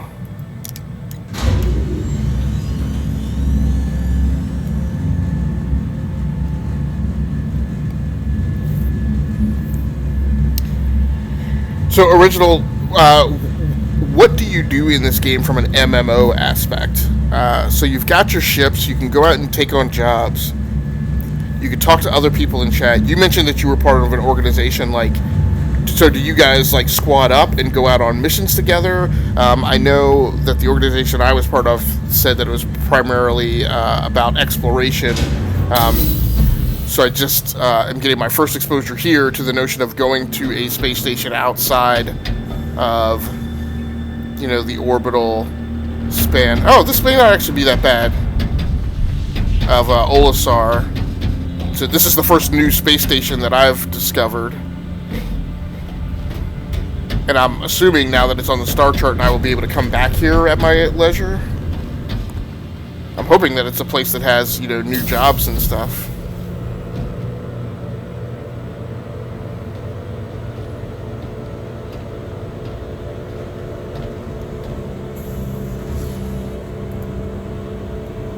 well, I'm getting all happy about having found some newfound efficiency. Like, this is all just me executing on like the very first mission that I wanted to play tonight.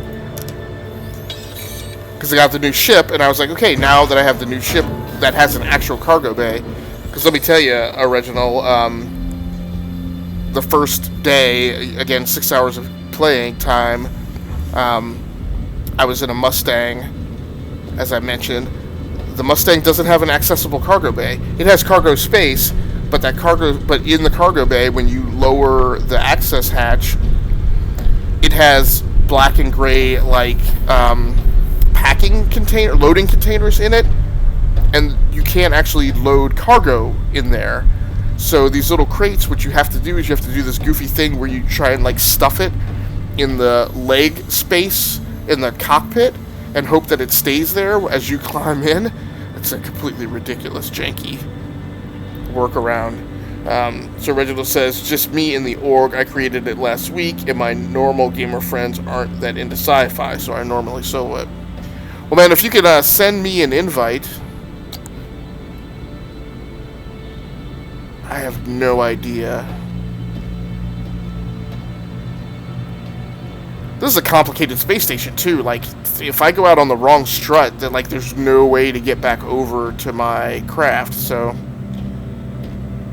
I don't know what hangar I was in or what... Well, okay, so first of all, I was definitely on a landing pad, not a hangar. I think... Is this right? Did I come out and then go left?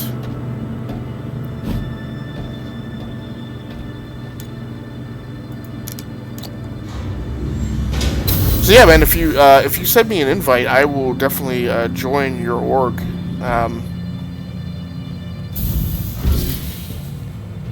Again, I struggle a bit with... I have no idea where I was. I'm gonna assume I was on pad 1. I should have paid attention.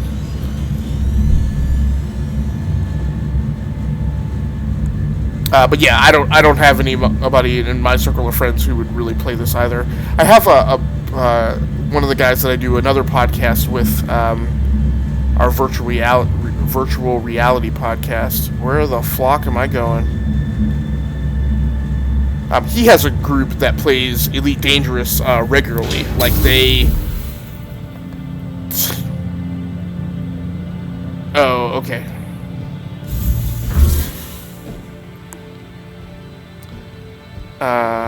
I don't know that I came out on the right place. So what's interesting is I think...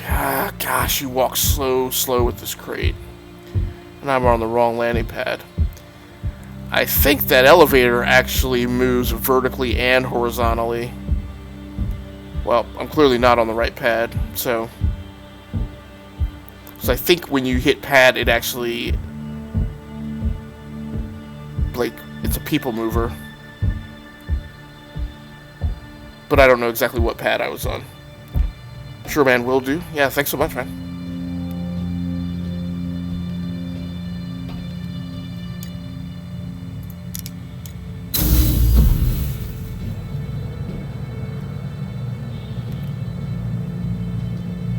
So like I said, I'll do one more live stream of this tomorrow night.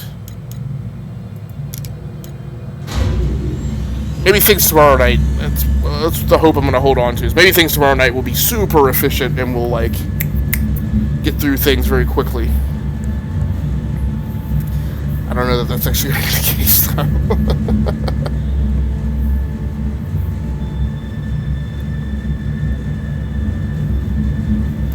Yeah, now, have you purchased any ground vehicles?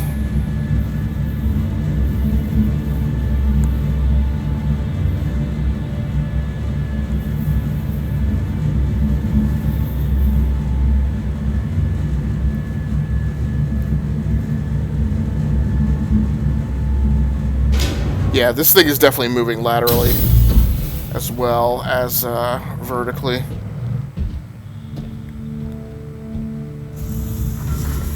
I think I'm still not on the right landing pad. I have a distance marker to it. It's only 400 meters away.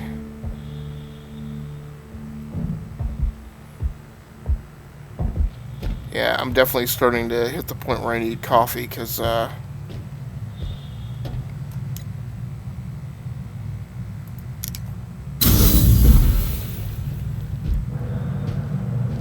did this one night when I was trying to solve a Resident Evil puzzle. So I think I was at 4, and I went to 1. I think this elevator is actually rotating as well, because I feel, yep, yeah.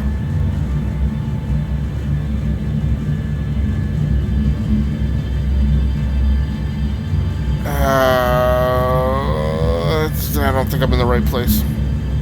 Well, that leaves one more landing pad to go to, so hopefully that will be it.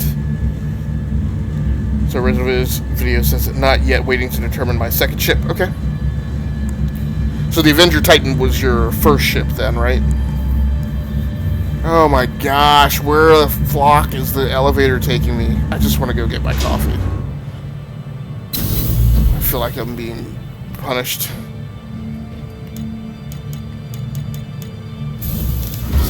Alright, so please tell me pad 3 is the right pad. We're getting closer.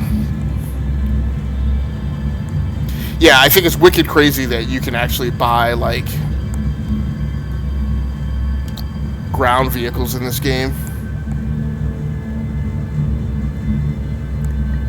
Have you done a lot of, like, ground missions? I haven't really gotten into that aspect of the game yet. I did pull my sidearm yesterday, just for crap and giggles. Oh, we're getting very close. Okay. Now we're in the right place. So now, tell me how I should have known.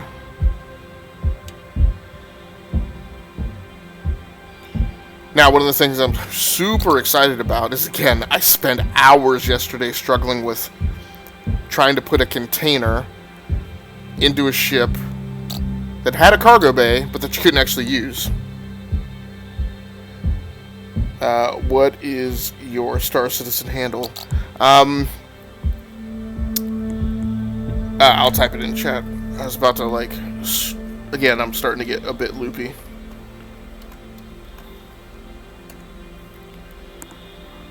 I was about to spell it to you, and then I was like, oh, I actually have chat right here, and I can just type the name in. Oh, if there's a thing they've gotta fix this. Like, I don't understand why we have to struggle through this. Now again, everything's super interesting because you're always, at least for me at this stage in the game, I'm always figuring things out for the first time. I don't know if I have a rear, I assume that I have a rear accessible cargo bay like you do on the Mustang. But I don't for sure know where that control surface is to lower the cargo bay ramp. So, this is going to be interesting.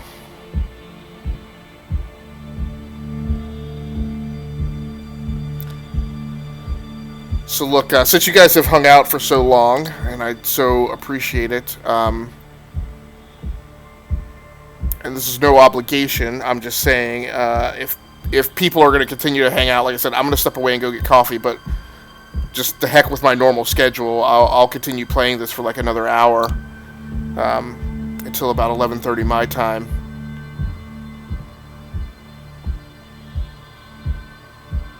Oh, I'm hoping it's this thing here. You would be wrong. Oh, whoa, there we go. So there should be an F. There we go. Up-de-dur. Original video says, yeah, I agree. I think there's a backpack somewhere in the verse you can buy to put those packages in your backpack and you can move faster. Not sure where that item is, though. That's good to know. Maybe that's something, if we ever squad up, maybe that's something we can go out hunting. Maybe, like, spend some time doing a bunch of, like, research about it. This is so awesome in comparison to last night. Oh, I always forget that you have to... Once you hit the F, you have to hold it.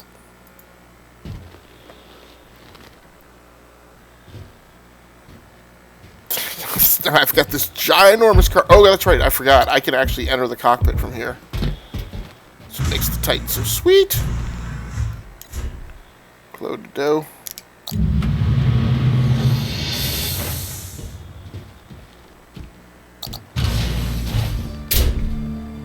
Oh, this one's got a sleeper. Oh, can you actually... You can actually enter the bed and go to sleep. In fact, you know what, guys? That's where I'm going to put him. Just as, like I said, I'm going to run out and grab my coffee.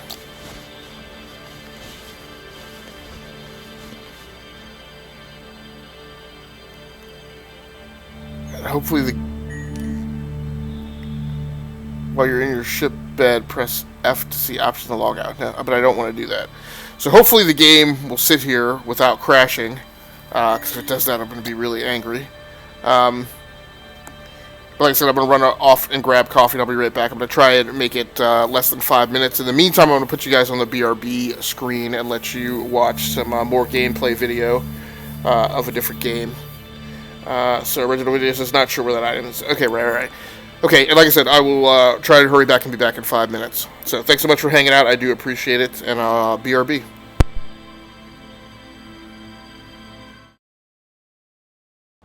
Although how I use that to traverse anywhere, it looks supposedly like... No, why?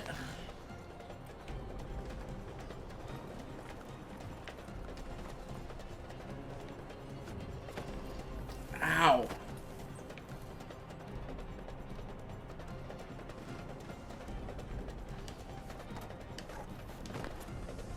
Did you make it? Guess I didn't. I don't even really completely understand how. It'll be the last breathing you do. Well, if the only way is up, then let's go up. We have to go down to reach the other power plates. After we've gone over there to activate this first mechanism. Oh, let's just make it fast. We'll end up with a lung full of corruption.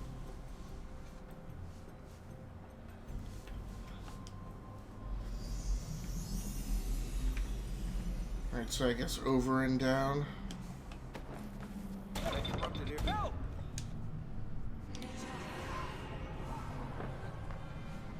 I guess it really doesn't matter as long as I hit the lever.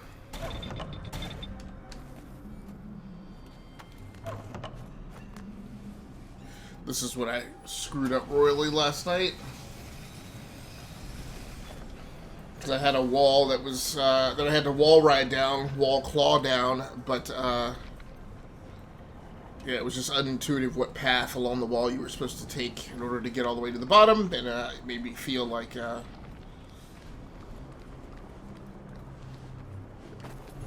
whole thing was rigged.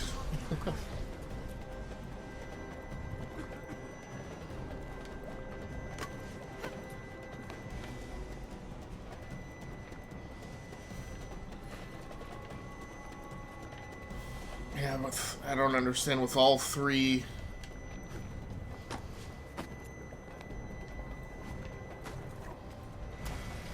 No. And these are times where I wish I controlled her teleportation. No, what the flock is going? We have to get across. Are you alright?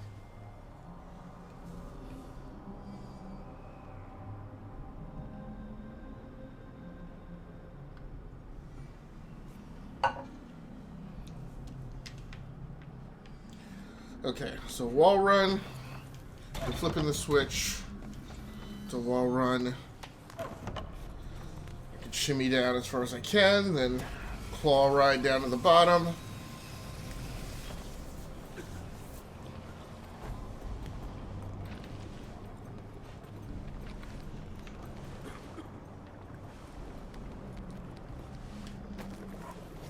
Go.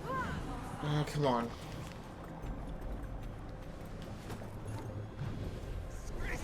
This is crazy!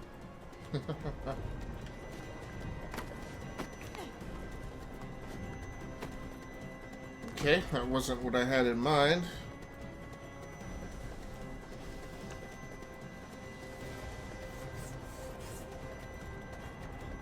Now what? Oh, that's not good. He's gonna get devoured. Great.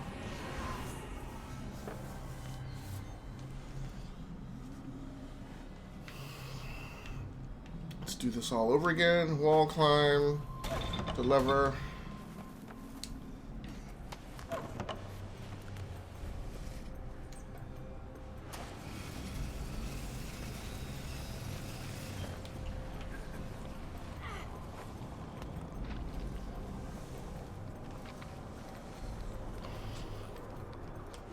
Nope. Come on. Are you...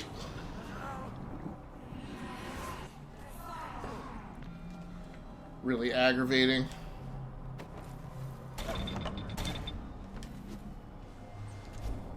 Come on.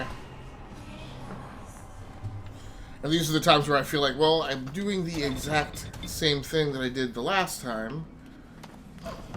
Or, 2 times ago, or whatever.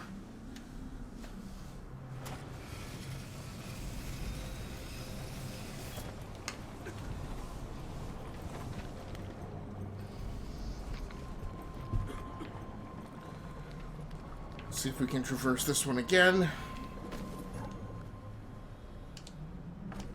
Yeah, that's not how you charge it. Maybe I'm the only one who's thinking of just charge it. No. Okay, fine.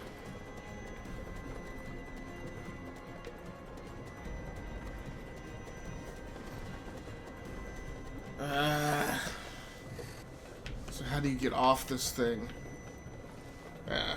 Just couldn't see him. Seriously, come on.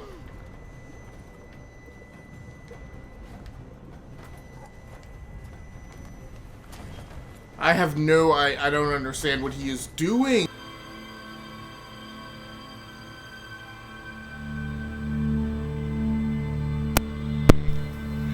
Alright, thanks so much everybody for sticking around. I do appreciate it. It means the world to me. It's very cool.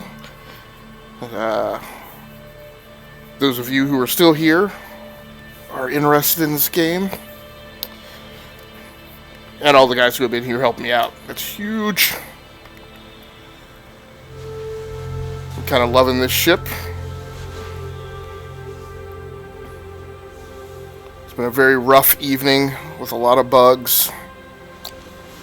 Hopefully we're on the upswing here, though. We've got about probably 45 minutes left of flight time in tonight's live stream. And then I'll be back on... Oh, please don't tell me I'm hitting a bug.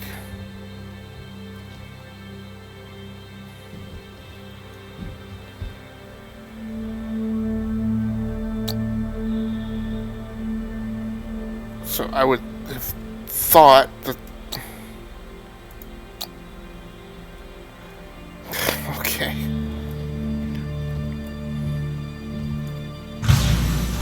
Okay. So we got that... Okay, there we go.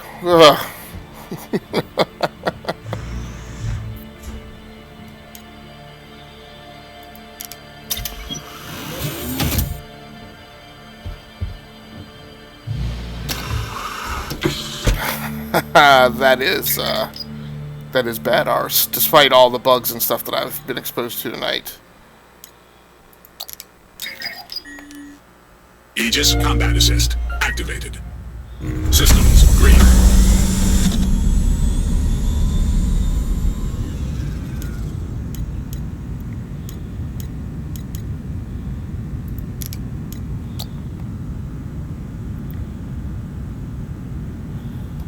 Didn't necessarily give me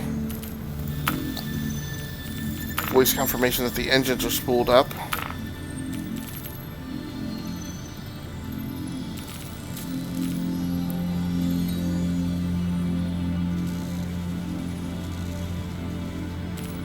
Okay, did it give me permission to take off?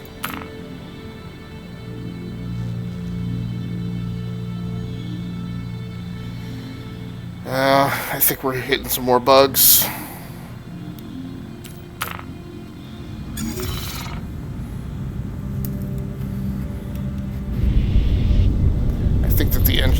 though. That they are. Let's take off and maneuver clear of the station. Landing gear retracted.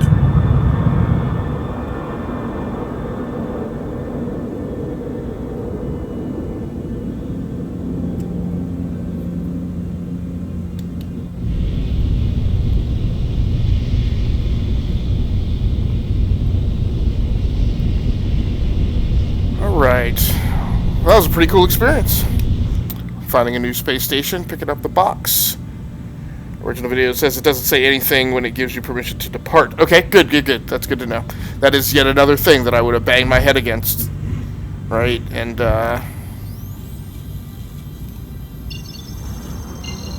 again, not knowing that I'm seeing a bug would have just been confused by.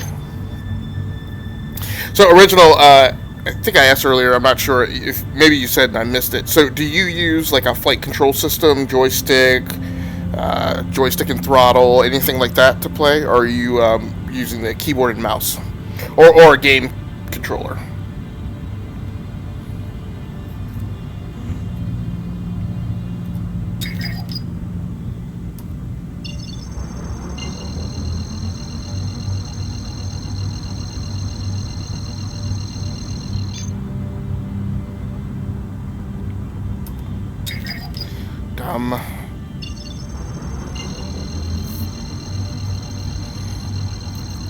Plus we got a little coffee, so that should help out.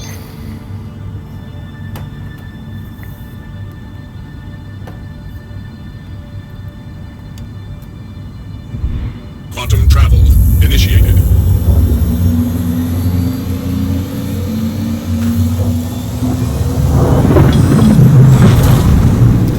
So tomorrow night, can't absolutely guarantee, but my intention is to be on after we finish taping the Enough to Keep Going podcast. So we're supposed to start at 9:15. We are often late, usually because of me. And optimally we get done at 10:15 p.m. my time. So my hope is to be on at 10:30 p.m. Eastern tomorrow night. But it's often more difficult than I anticipate to transition out of the podcast and into a live stream because, like I need to go grab coffee or just take care of some things that take me longer than planned. Reginald says, just the keyboard and mouse right now. I plan to move over to dual joysticks though. Okay. Are you looking at the Thrustmaster T16000? That seems to be the popular one people go for when they set up dual sticks. Quantum travel complete. I mean, I guess another way you could go is you could go with the Logitech Wingman 3D and just buy two of them. Quantum travel initiated.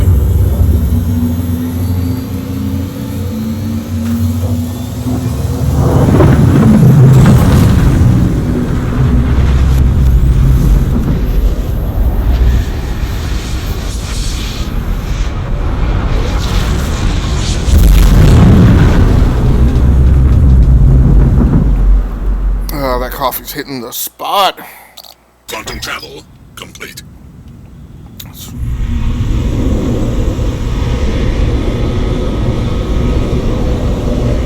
this thing planet side? What am I missing here?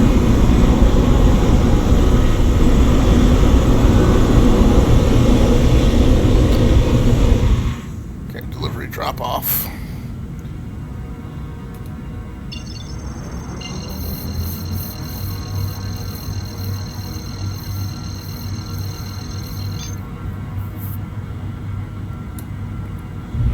Quantum travel initiated.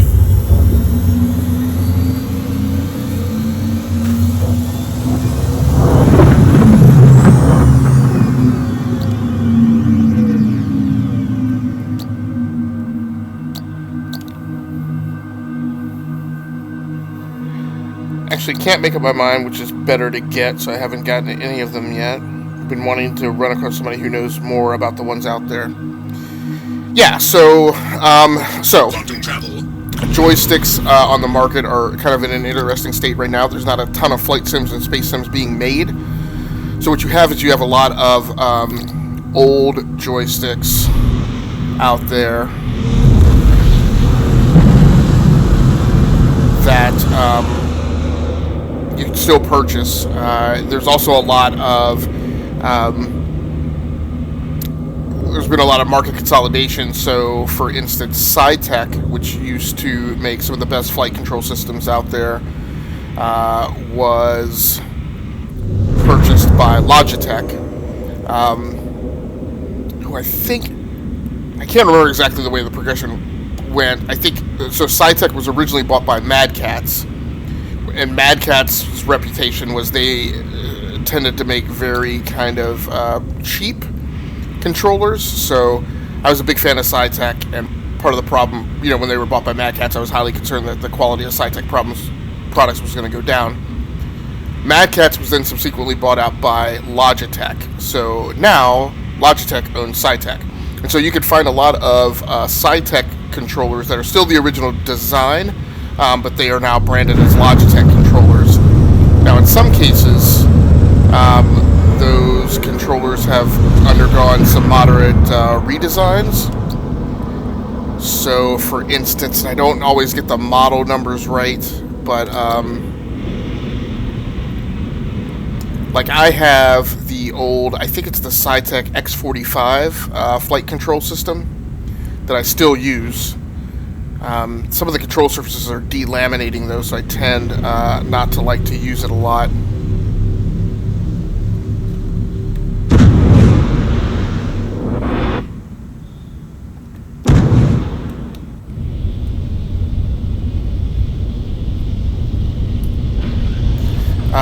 But there's one I've been eyeing. I think it's the X56, and I think it's called the X56 Rhino, I want to say, where it has a throttle control system that has like additional levers and stuff on the throttle base, in addition to like the big throttle stick.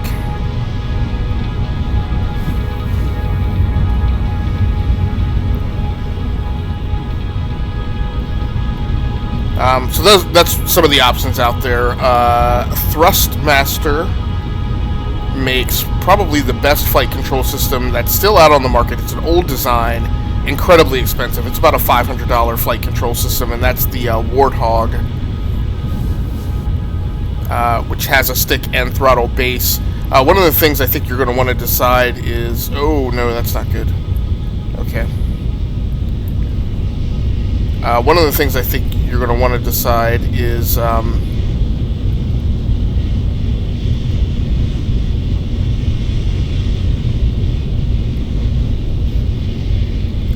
whether or not you want twist control in your flight control system, which is something I tend to like to have.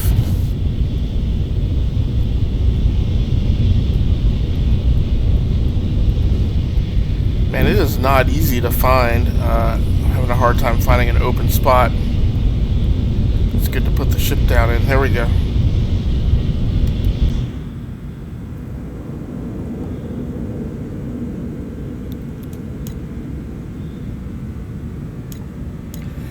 Now, when I land planet side, it's a little OCD. I tend to not like to power the entire ship down. I just power the engines. Actually, sometimes I've left the engines running, just because I always am worried about when that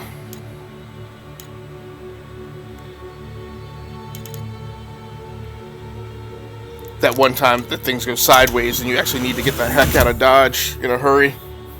I'm going to run across it. But yeah, so those are your options. So your options are rebranded old flight control systems, old designs.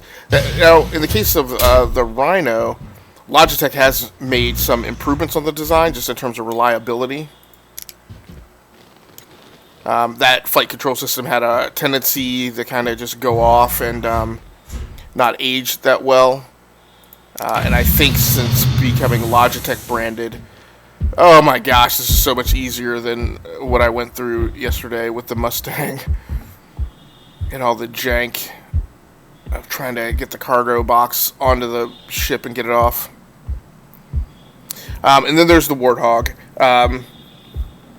The one I'm using tonight is, I've been eyeing the Warthog, but was looking to see if there was a less expensive option that matched the quality.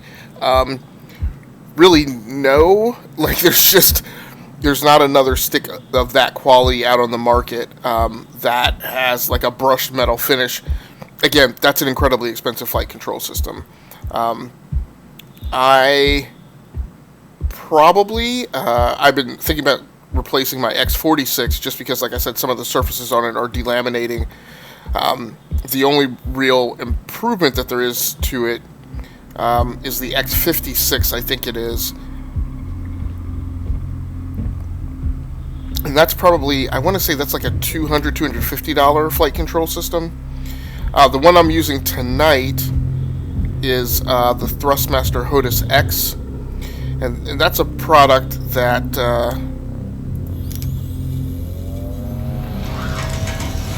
Thrustmaster makes and continuously updates each console generation. They typically make it in two variants. One that is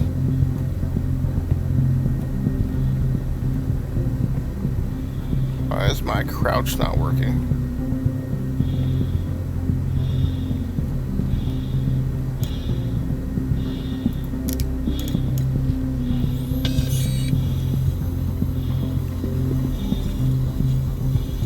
Okay. Finally. Now let's see those credits. There we go. All of that for 1,200 credits. Not living my best life.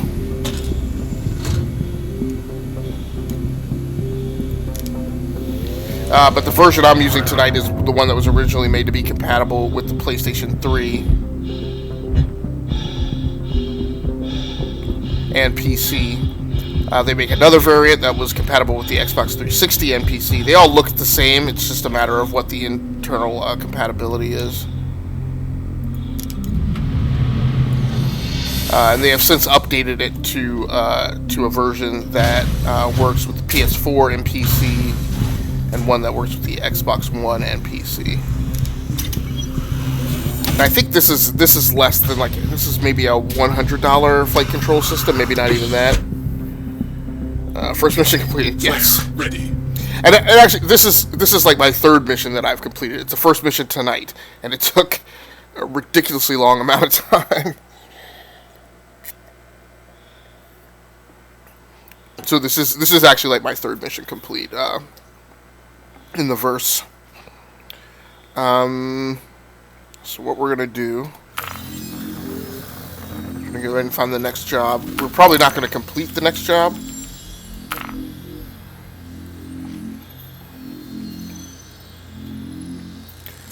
We need to be hauled from...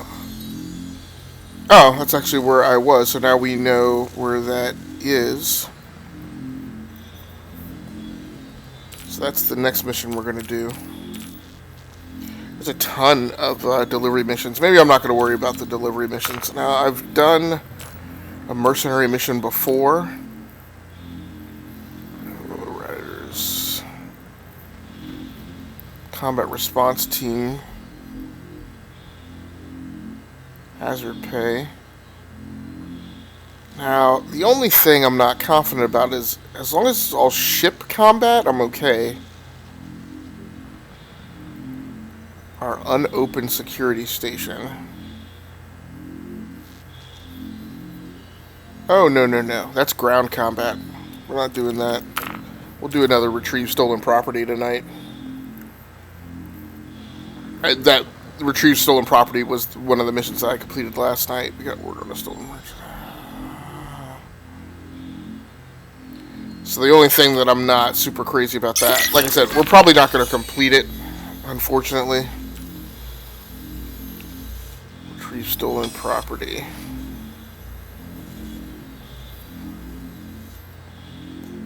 Let's see. Is it up on the star chart? Oh, it's right there. Very cool. Well, because it's in the galaxy, right? So it's not. I'm not having to go way out like I did on the last mission. Let's hope that that actually works.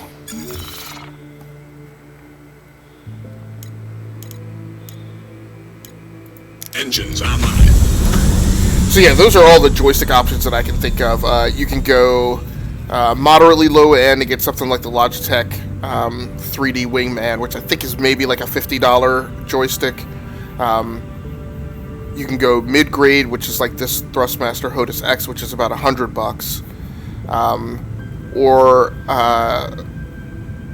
unfortunately, probably the highest quality one there is, actively being produced right now, is the Thrustmaster T16000 FCS, which if you buy it in a kit comes with both a throttle and a stick. They're both USB. And that's the one, I mean, for me, a lot of what I went looking for when I needed to kind of modernize my joysticks was I just wanted something up to date that I was confident would be compatible with Windows and modern games coming out.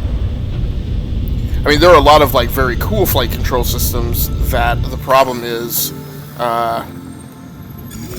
Microsoft, Windows has just kind of left them behind.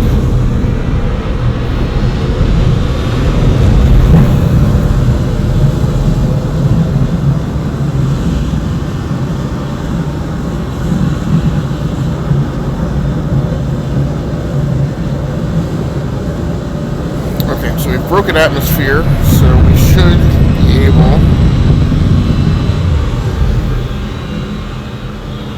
what is going on? Oh, I'm reading out. That is not cool at all.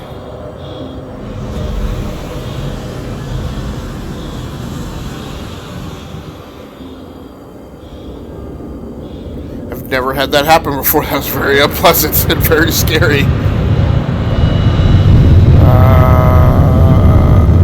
So it's on the other side of the planet.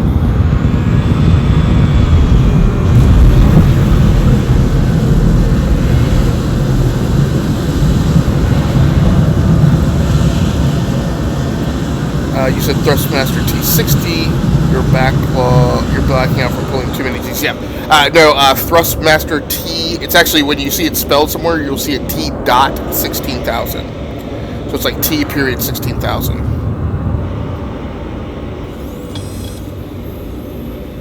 And that's, I mean, I now that I have it and I've used it, I've come to like it. Stylistically, it's not the type of flight control system that I would have gone for. But it's fine. And the big thing is it's compatible with Windows 10 and pretty much all the video games that are being made right now. The big thing, the other reason I wanted it, and again, talking about compatibility and why I upgraded and modernized, one of my biggest problems, my big problem with the Cytec X46 is that it has, yeah, I haven't understood that. That's happened before, where on my way to retrieve stolen property, somebody has actually neutralized the person and knocked the crate free.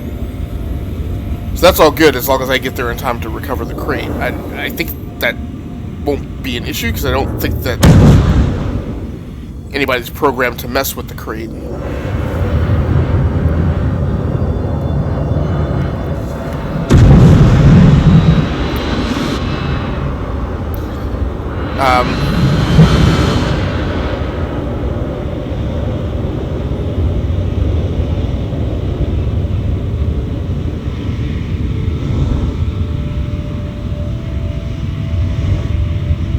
But the big reason I needed to modernize my flight control systems was because I was seeking hardware compatibility, but also on my Cytec X46, a big problem was it has mode switches. It has like 3 different mode, and it has 1 mode and 2 aux switches. In a lot of games, it's a 3-position switch. It always has to be set in one position or the other. Now, under older versions of Windows, the base settings like M1, aux1, and aux2 would typically not be detected by games, but there was also a configuration utility that you could download for the joystick in order to zero those inputs out so a game wouldn't recognize them. As Windows has proceeded forward, that application became incompatible with Windows, so I couldn't zero those inputs out.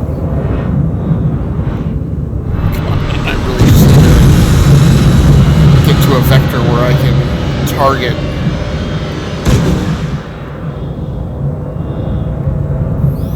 That's so interesting. That does tell me that the Afterburner is working now, though. Yeah, knowing me, I'll probably end up grabbing the Warthogs, and I hate it because they're going to cost. Yeah, I mean, it's a tough call. You know. Okay, so now I'm definitely out now. It's a tough call.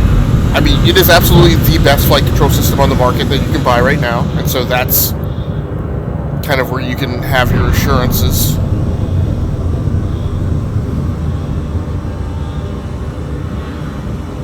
Oh, I'm actually pretty close.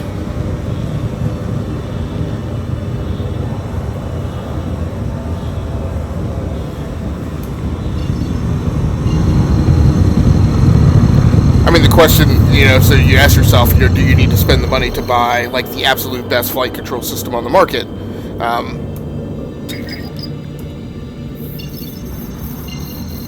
And sometimes that question for me often comes down to, hey, am I putting in enough flight sim time to warrant that cost?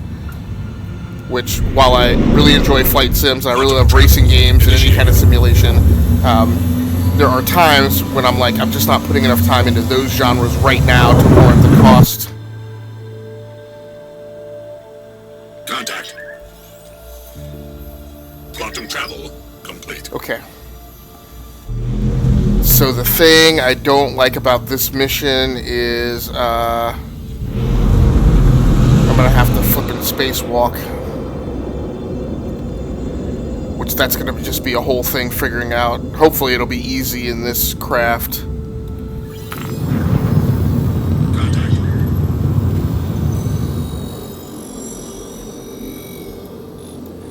Right? Is that it? Contact.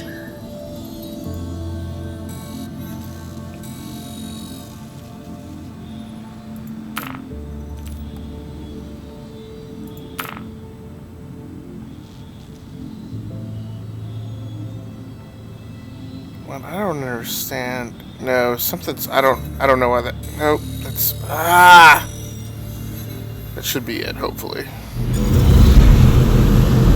But I would think it would be on my radar. Oh, no. It's down here. Okay, there we go. Alright. So we're close aboard.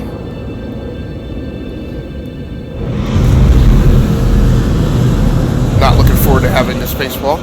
But it will have the distinction of this being my second spacewalk, so I'll have that underneath my belt.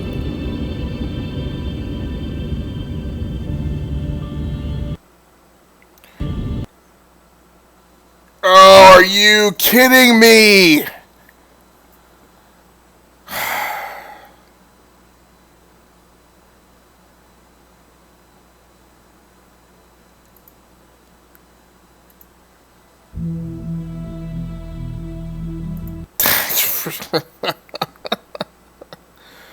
I can't think of a worse thing to have happen.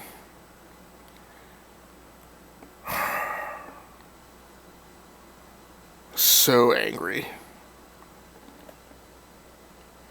That happened to me 4 times today. Oh, man. That's rough. So, way back in the day, there was this game. Hopefully. Are we still...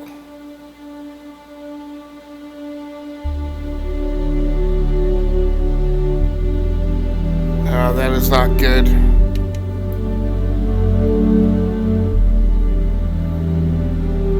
So there's an option to recover. Something has blanked out on the live stream, though. That's not good. I'm gonna leave the main scene on here and sidle around to the streaming PC and see if I can quickly correct whatever's going wrong. Give me 1 minute.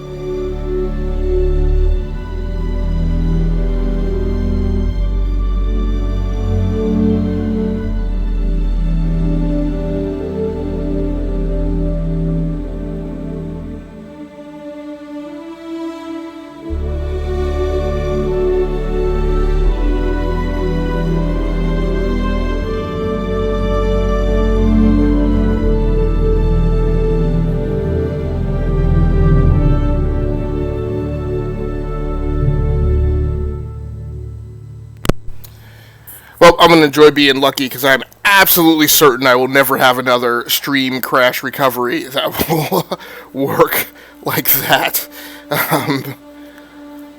Generally, when you lose video or have some type of casualty like that, you just don't recover. Just give me 1 second. I do want to check and verify that we have good voiceover commentary coming out in the live stream. Cord, of course, would get tangled up over the headset.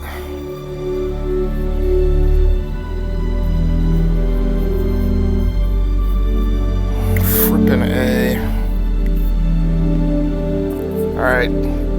So one more time, I just want to do a quick audio check and verify that we have good voiceover commentary coming out in the live stream.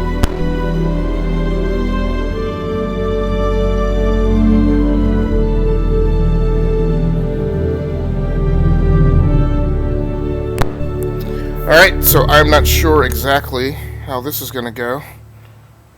Press left bracket to join, or right bracket to decline. I couldn't possibly be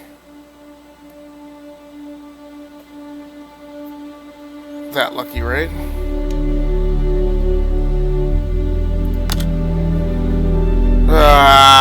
Flippin' A. So why didn't it...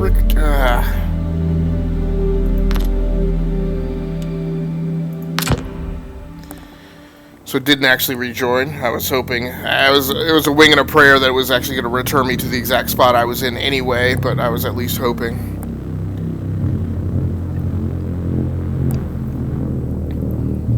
So I was saying before the live stream class crashed was back in the day, in the early 2000s, there was this game called Falcon 4.0. And it was the most advanced, best looking highest fidelity flight simulation of a fighter aircraft that had basically ever been created.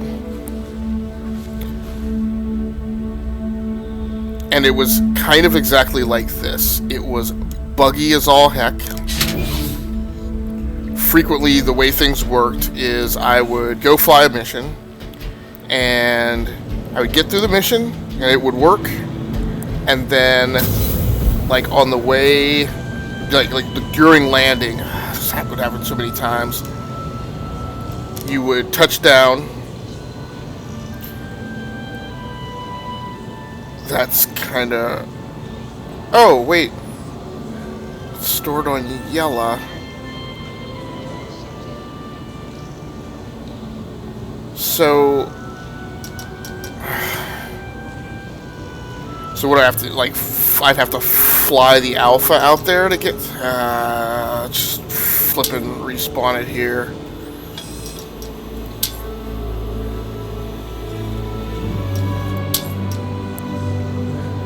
But it was like this. It was just buggy as all heck. It would frequently crash. Whenever you were flying the F-16, you would just be like praying, like, please don't get at it. If you had a great combat mission and you killed a bunch of bogeys, you'd be flying back and you'd just be like, please don't crash when I land. Please don't crash when I land. And literally, you would land the aircraft, and as you were decelerating on your taxi, that's when the game would crash most frequently. You would lose all of your progress. You'd have to play that mission over. And so it reminds me exactly, like, so much of this experience where, like, the game's beautiful when it's running. It's one of the greatest things ever, man, but when it does something like it just did, you're just, like, so frustrated that you have to go back and just play that all over again.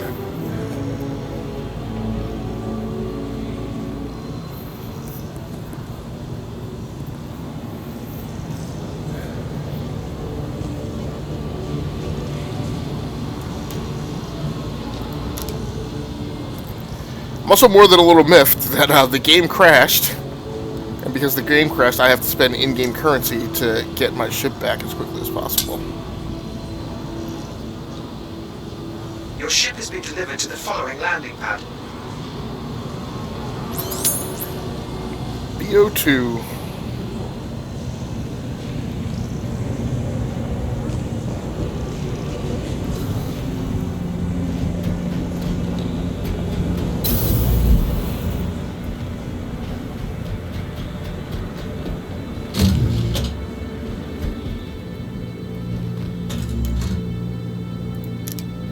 We're going to see if we can fit in one more mission tonight.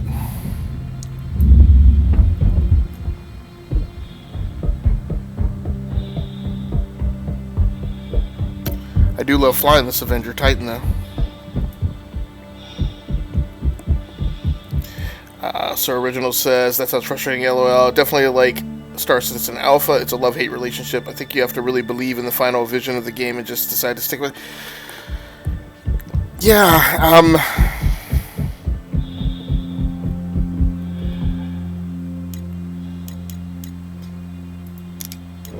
well, it's an interesting thing, and maybe, people who have, like, actually had an opportunity to have dialogue with the developers and whatnot, maybe they get that reassured confidence. And I mean, I am a software engineer, so I view these things through that lens. And yes, I agree. This is an incredibly ambitious design, and it's a great game. What I frequently get concerned about is what they're working on. Like, Systems green. do we need more ships in the game, more ship types in the game, or do we need stability? And,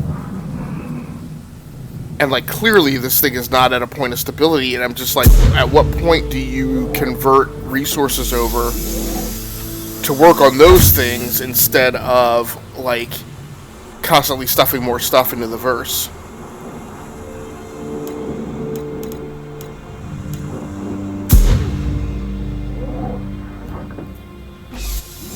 Alright, so let's go to the job board, and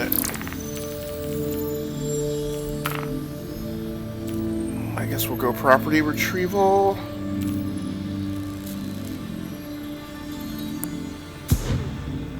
Yep.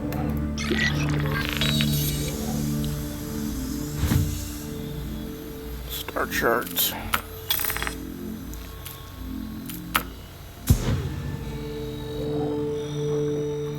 So that's the only thing that concerns me is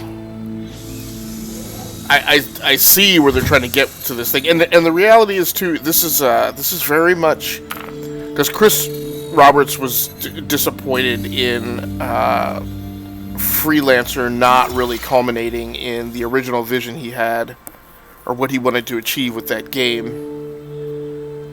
I did power the engines up, right? Engines online. Nope. And I know that this is an attempt to get back to that, and I get it. Fletcher says we need server meshing and object container streaming ASAP. So what is server meshing? I get. What is object container streaming?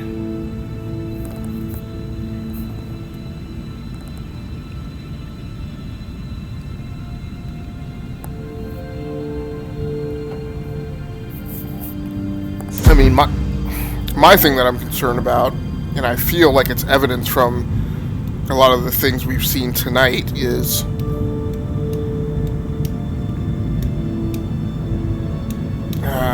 what concerns me is there appear to be a number of bugs that are ship model specific, and that's a thing that concerns me, right? Because if all that was common code,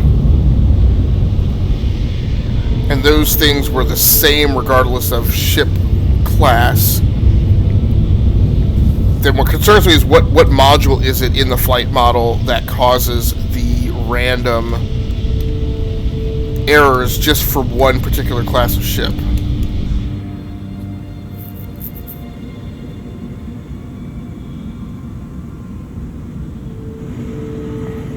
Because what concerns me there is like that should be a thing that should be able to be stamped out. So it's a little worrisome when that type of thing exists, and that the code hasn't been refactored to address that. Again, while they continue to do other stuff.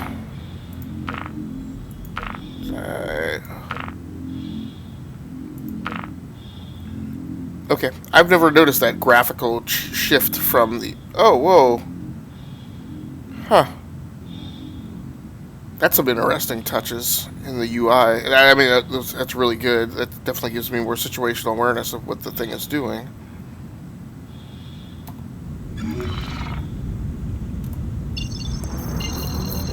So Fudger says it's when the game only loads objects when it's needed. Okay, right. Object container streaming. Yes.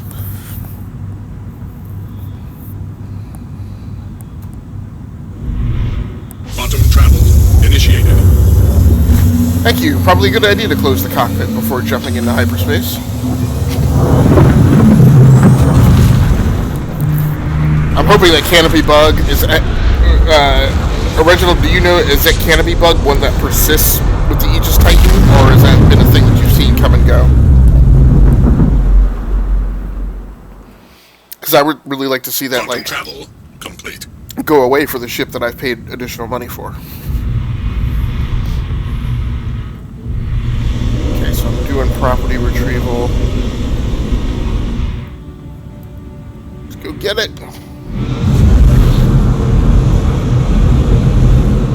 Yep, limiter's on.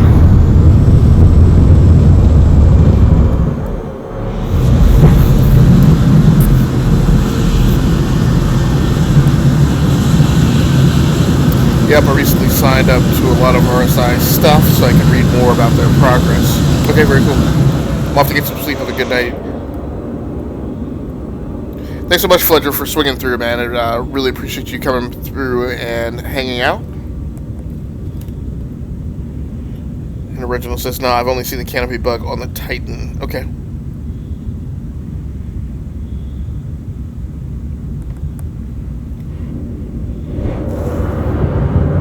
Oh, and this... I think this is the Titan.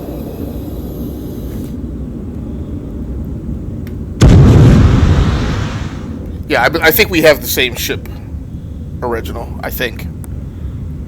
That's what I believed earlier tonight when we talked about what ship you were driving.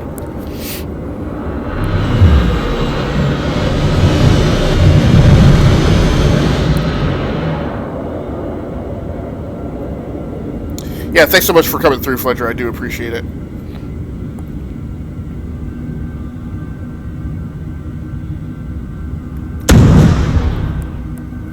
So I don't know that I have this command enabled.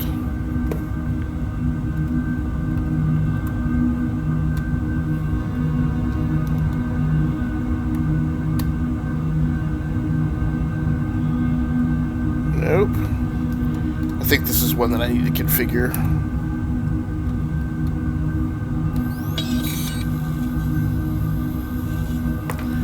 Yep, I don't have shout-out configures. I apologize for that, original videos, but if any of you guys are in the chat who didn't come over with Originals Raid, you may want to go check him out as well. He also plays a bunch of Star Citizen. Actually knows a good deal more than I do, as I'm continuing to try and hack my way through.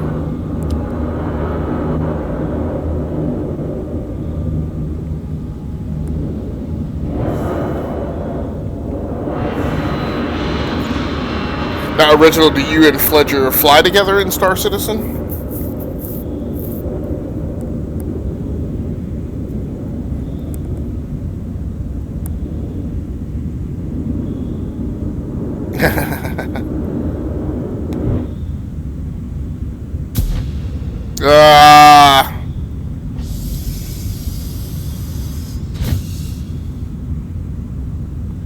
Contact. So what concerns me is so how long have you had the Titan Contact. Original?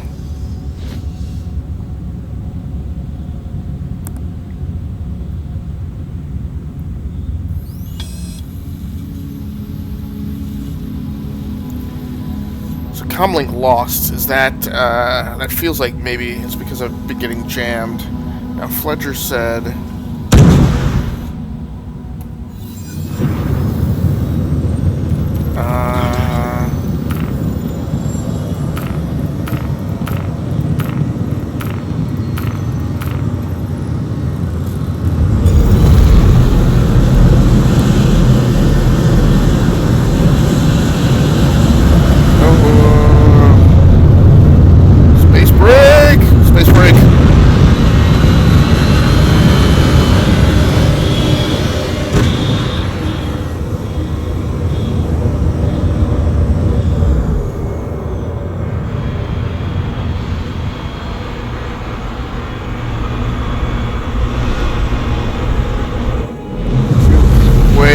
The property.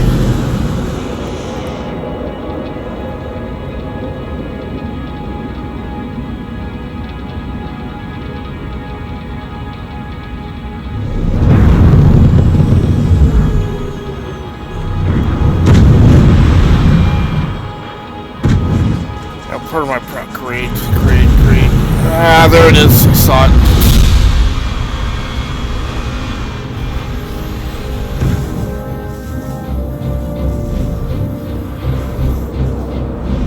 I don't have to get. Is it?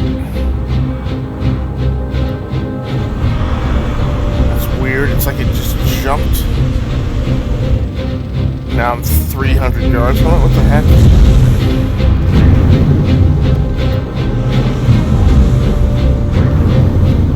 Okay, I think that's gonna have to be Under fire. flash. Under fire. No. I took some damage. Looks like I took a little damage. Shields recharging. Shields up.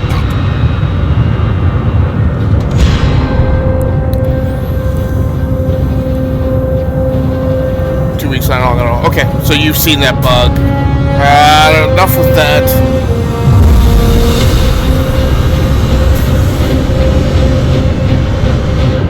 Alright, here's a problem.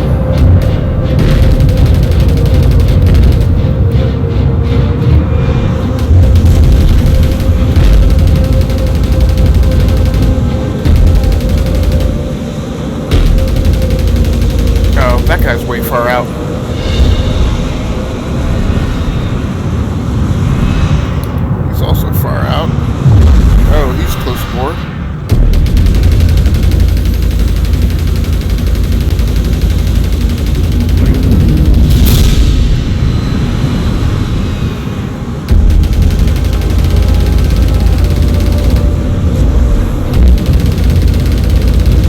shields are back up, and I can't tell. Maybe my cargo bay door took some damage.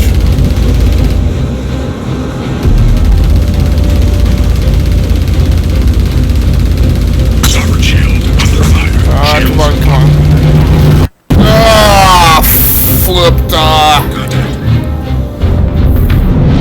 That was dumb. I was thinking he was gonna blow up before. Great. Horrible. I just don't know if we're gonna be able to pull this together and pull this off tonight.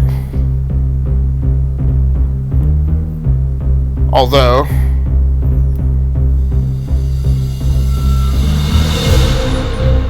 come on. And it feels like I got another game crash.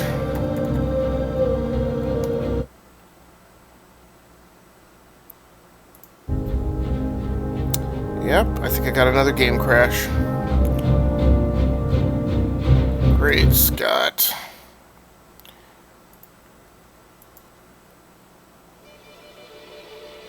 Alright, we're going to try launching one more time. Actually, maybe it was okay, because one thing I don't have is because I've been flying a different class of ship, I don't have the weapon groups tied to a singular fire control. I also don't have the missile lock key tied to a fire control, or tied to a joystick key.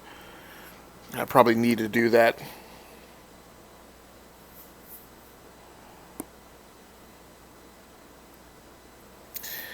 So I feel like,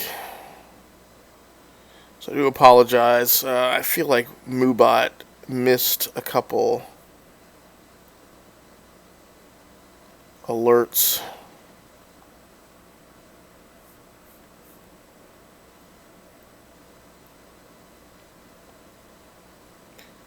So I know the raid came through, but I do apologize again if any of you guys who were in the chat followed during the live stream. I apologize that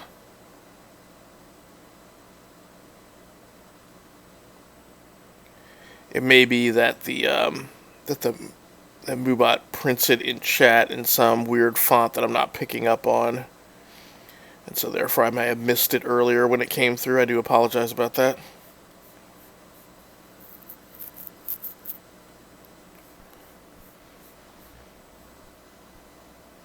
That's one way to end it. I also have the Vanguard ship, but that ship you need at least 2 people to operate. Huh, that's interesting. 3 for max performance. So have you? Right, those are the ones that are like, you can carry like a small raiding party inside. Now, have you played with? I mean, can more than one person operate the ship? I wasn't even aware that was feasible. I always assumed that like any additional operators in your ship were AI. Now I have noticed that they also sell capital ships, and those are the ones that are like $150 and above.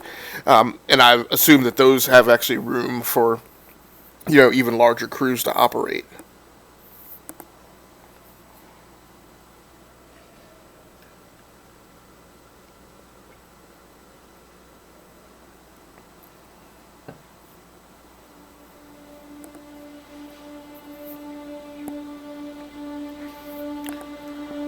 Alright.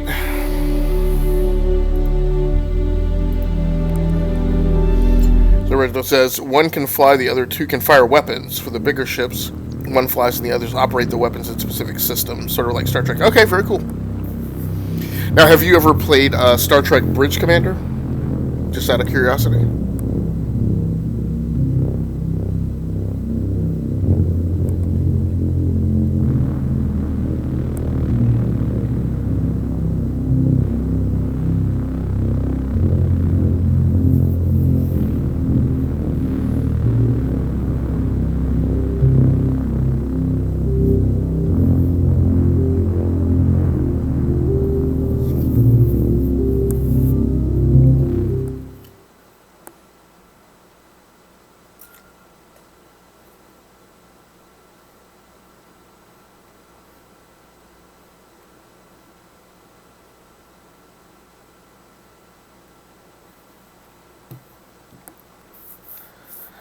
Now, every once in a while, I have this problem where it won't load.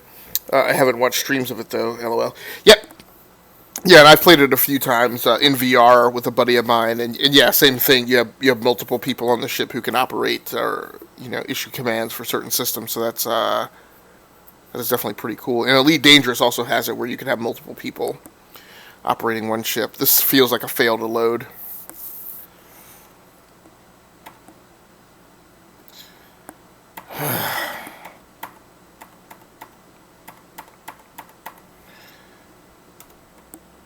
Alright, well, I think I'm going to try and relaunch one more time, and if this doesn't get it, we're just going to call this a fail for tonight. I do apologize, but like I said, I do appreciate all you guys hanging out and trying to stick with it.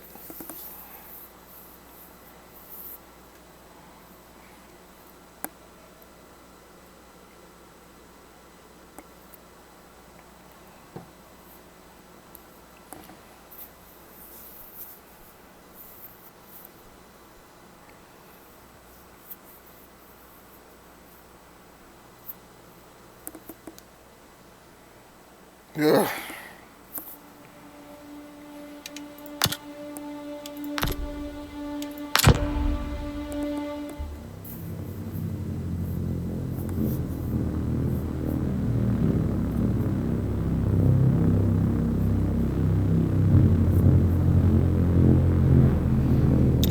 Yeah, thanks a lot, man. I really appreciate it. It is a good, large part credit to you for the stream being good tonight.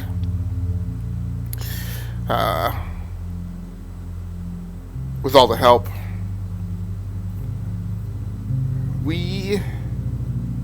Yeah. And I don't know how much of this is server side and how much of this is the onboard client. Oh, okay, there we go.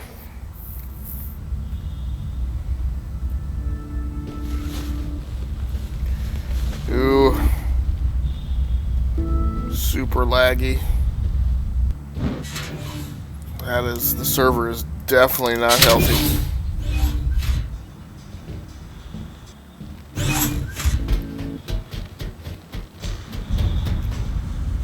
Let's see if this thing will actually even run.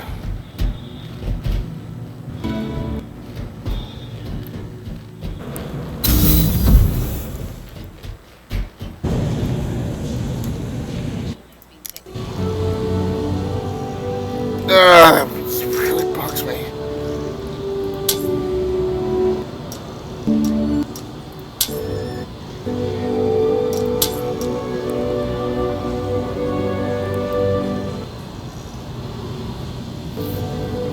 I don't know if this... I got a bad feeling this isn't even going to be worth it.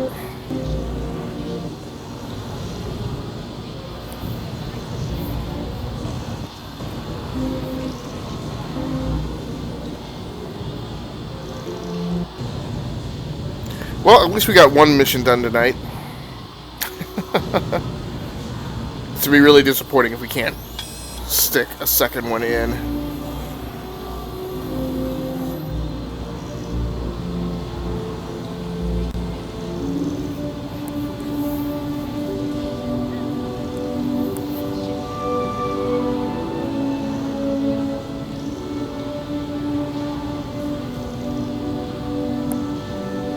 It took me down below 10,000 UECs.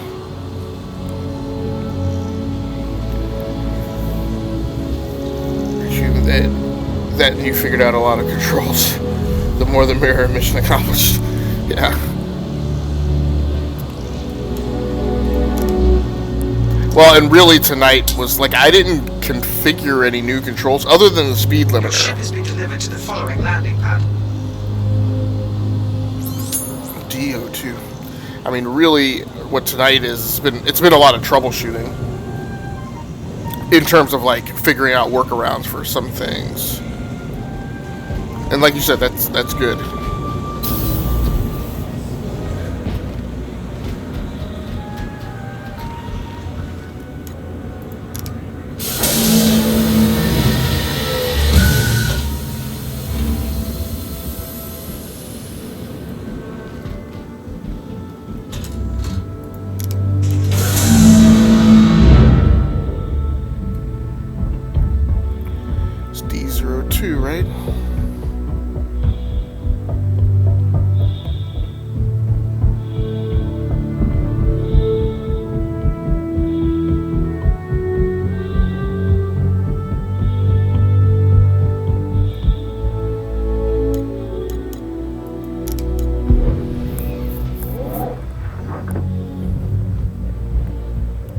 Alright, let's see how things go.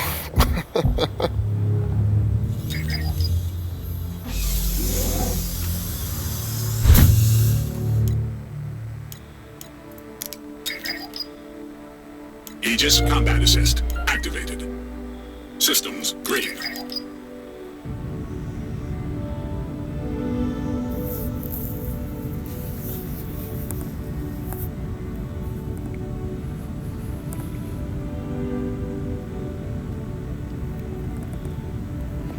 So, Original, you mentioned that you built a PC to finally be able to run this. What did you build into your rig?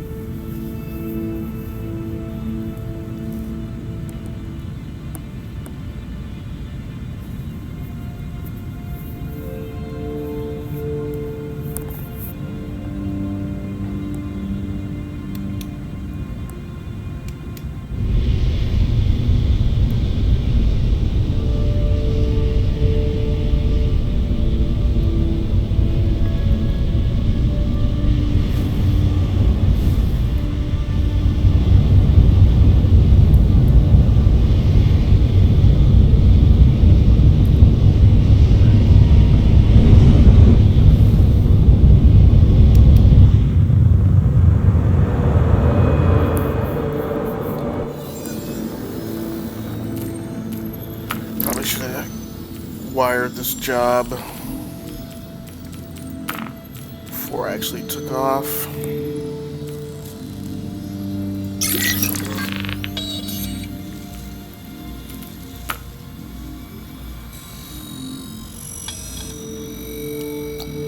New object to neutralize the thief.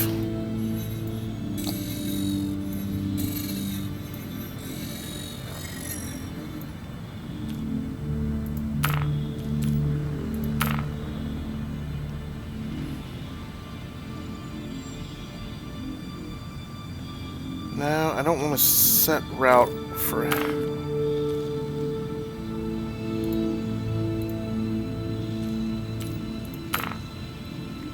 Oh, okay, fine.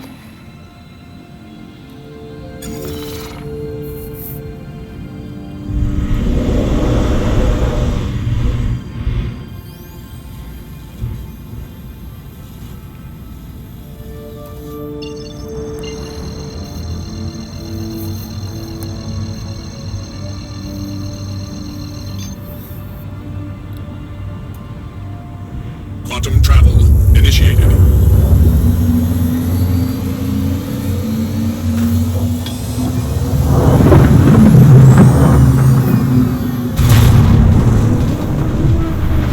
Oh, that is okay. Intel Core i7-8700K, 32 gigs of memory, I like that. 1 terabyte HDD, 1 terabyte SSD. GeForce RTX 2080.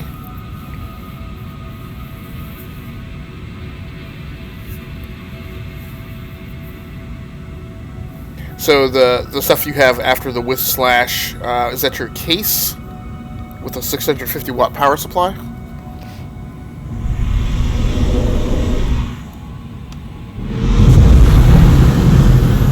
Inverter is on.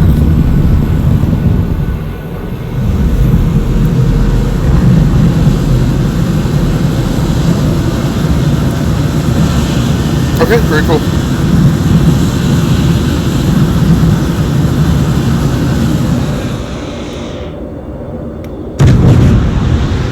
My bank account correct? Yeah, I can imagine.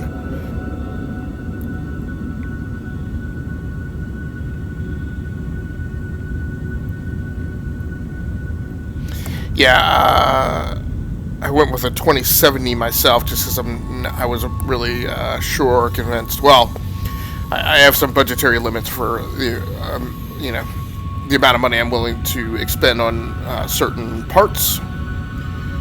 So, and for GPU, I allot about a $500 per part budget for that.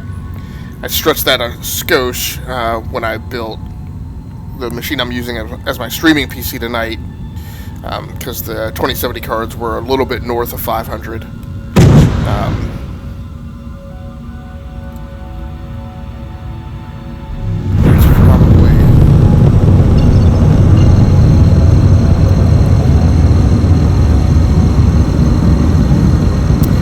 Yeah, on the streaming PC, I'm running an RTX 2070. On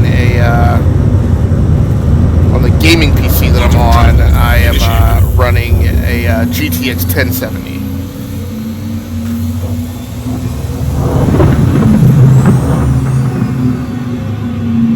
Contact. Quantum travel complete. Okay.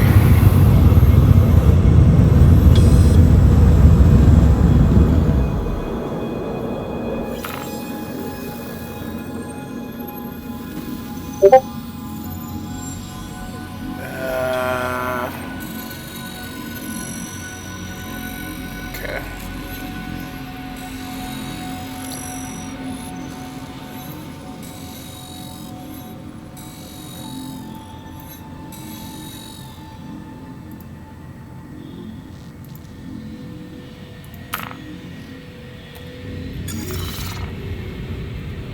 Now, it was originally straight ahead.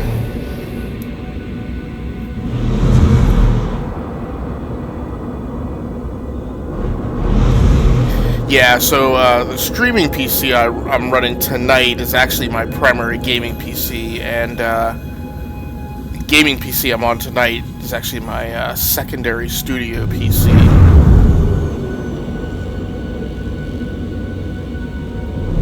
Alright, I'm a little stolen goods located. A little nervous because I don't see the icon on screen, and I was only I wasn't that far from it.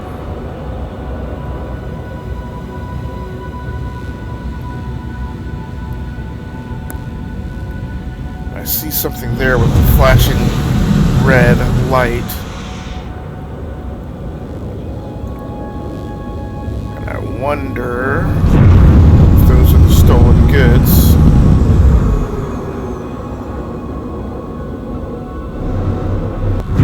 No.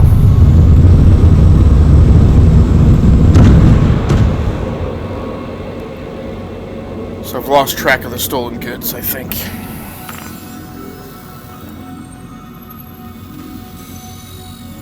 I had them.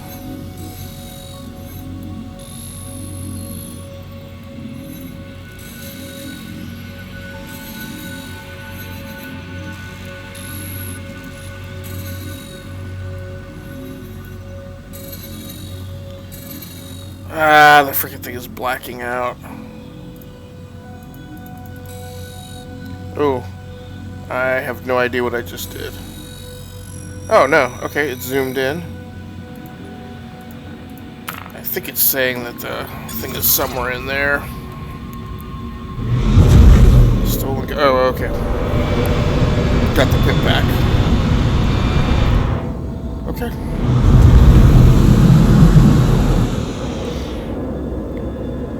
I never could figure out how to set up both PCs to work for streaming. But this PC only uses about 4% CPU while streaming it. Right. And flying all around the place now, man. Definitely got the hang of the bug workarounds. Yeah, so setting up dual PCs for gaming and streaming is something I've been working on for for a while. So it's pretty much just the way that I stream now all the time. I used to kind of go back and forth sometimes and allow myself to stream on board, but I find it's easier. You know, we talked earlier tonight about the difference between operating something versus handling it when it's in casualty mode, and I found just that streaming is hard enough as it is.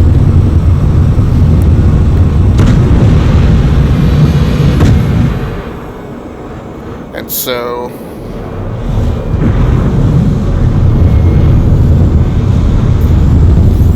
isolating a PC to a certain function for something as difficult as live video production.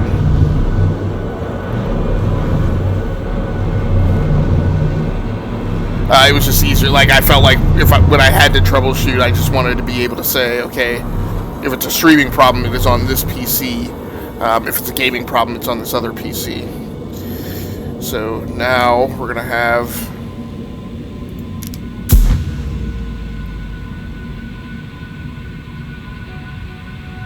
I hate this.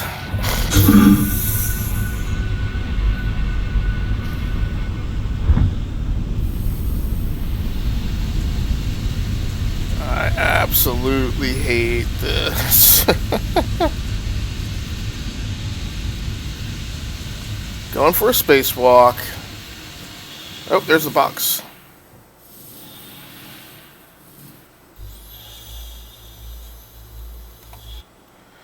There's a third-person view for anybody who's interested in just checking that out.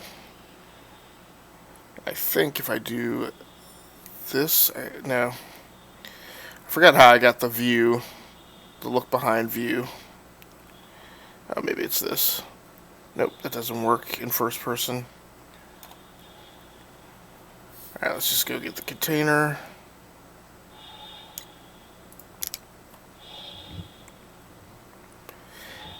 So,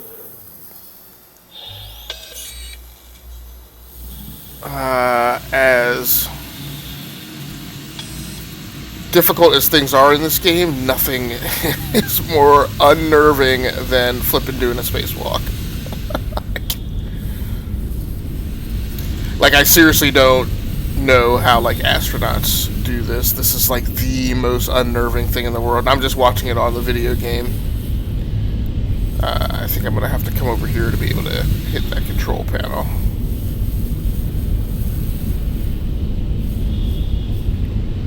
Oh wait,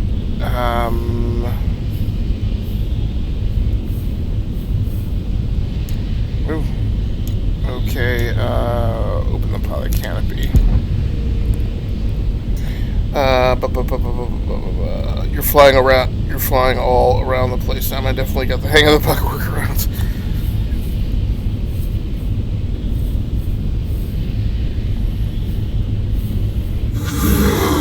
No, don't do that. What did you just do? Okay, please don't do that. He's flopping around all in the thing. Hopefully that recovered. Yeah, I think it was the animation transitioning from EVA to actually walking on board the ship. That may not have been the best thing I thought about.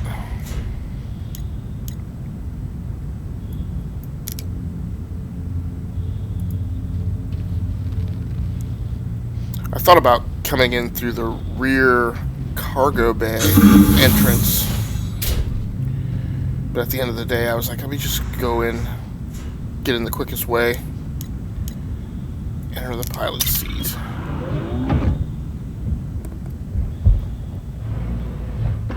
Yep, it's bugged. Same thing happened to me, same thing happens in the rear. Okay. What?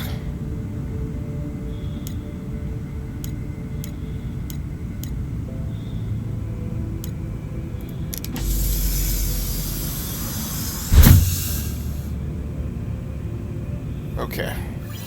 So one thing that's good here is there wasn't a ton of hostiles in the area. Giving me a bunch of you. Giving me the business.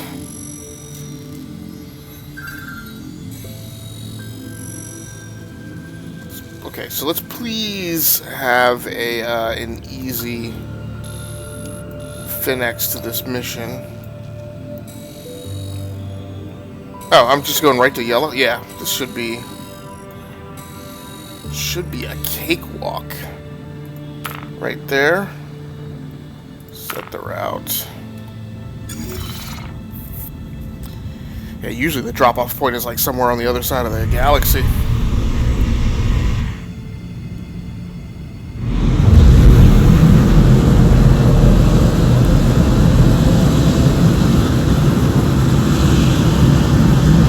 Alright, so it looks like a little perseverance. We might actually get through this tonight.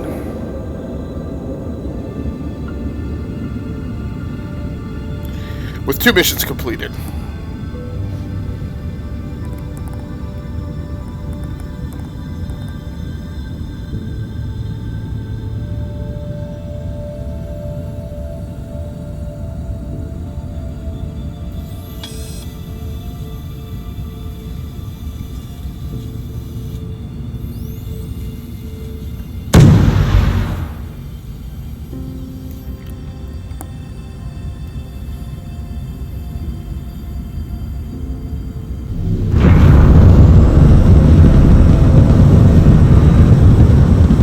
Part of me is not clear on what to the Rayari lab on Yella. Is that the lab? No, that's Deacon's research. It's Grim Hex. That's just Yella.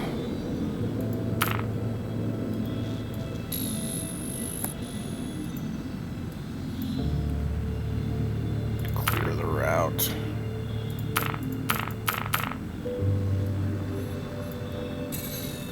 So that's weird. It's no delivery drop off.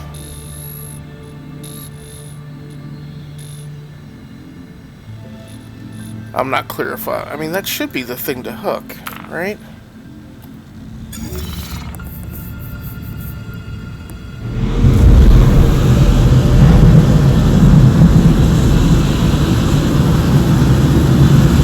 Now what I don't know if that thing is... Well, the nav visual tells me that it's on the opposite side of the planet. It's going to be a huge pain in the butt because I'm going to need to fly all the way around. I'm not willing to trust that hooking it with the quantum drive navigator won't fly me straight through the planet.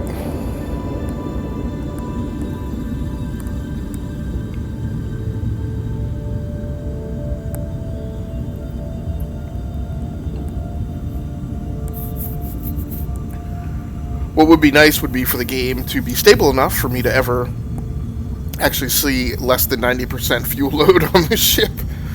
Right now, it doesn't stay up long enough for me to ever burn enough fuel to get to that point.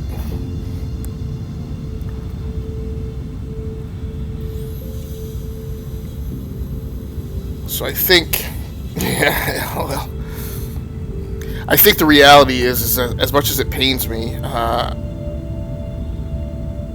I have had a really good time playing this, but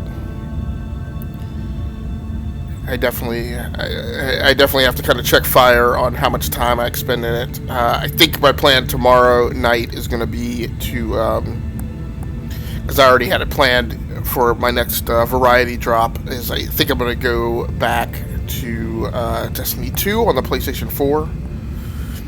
So again, my plan is tomorrow night to be on after the Enough to Keep Going podcast. But like I said, I think, unfortunately, I'm going to have to put this to the side for a little bit.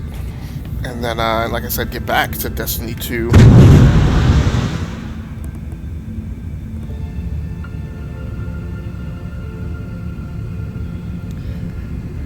But this game is definitely going to be something that I come back to frequently.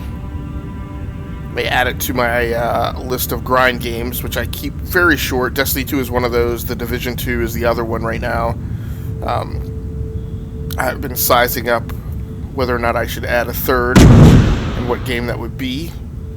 Pretty certain this is going to be it.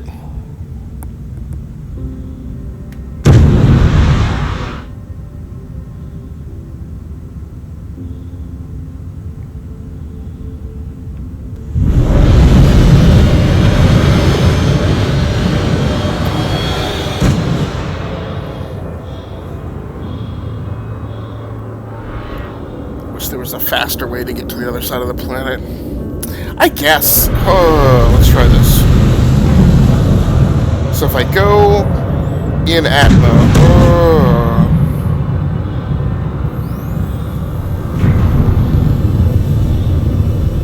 Oh, now I understand too.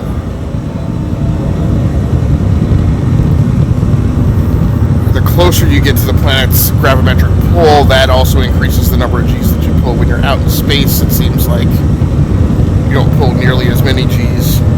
Have you engaged in ground combat yet on here? No, not in combat. Nope, not at all.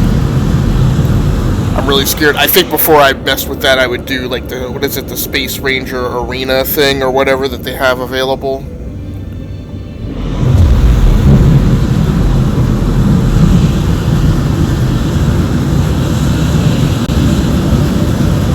Have you, and how good is it?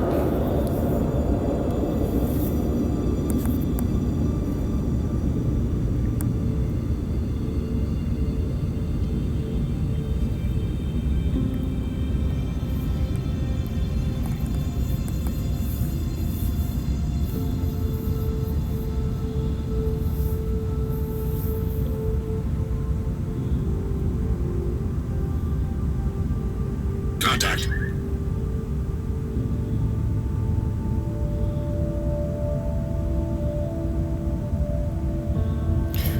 So what I'm trying to do now is rather than fly all the way to the other side of the planet, I'm trying to get in Atmo to a point where I can use... Okay, and here we go. Now,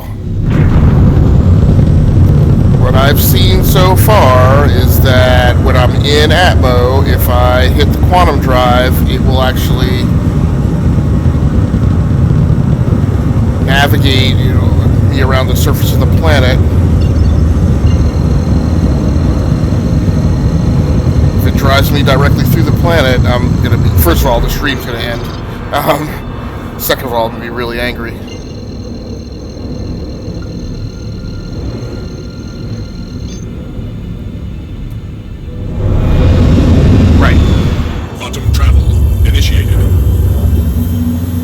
Okay, so the hypothesis pans out.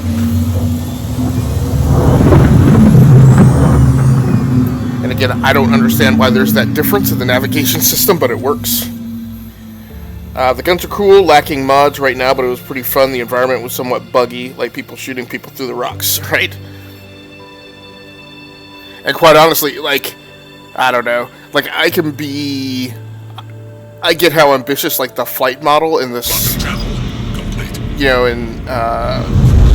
and the space stuff is for this. I don't know if I would be so forgiving of like a first-person shooter, the first-person shooter mode of the game, because I feel like that's like a solved problem in the gaming industry today. Like, now again, unless they're doing a bunch of extracurricular stuff in there, like zero G and loading it up with a lot of the systems like they have done with the flight model.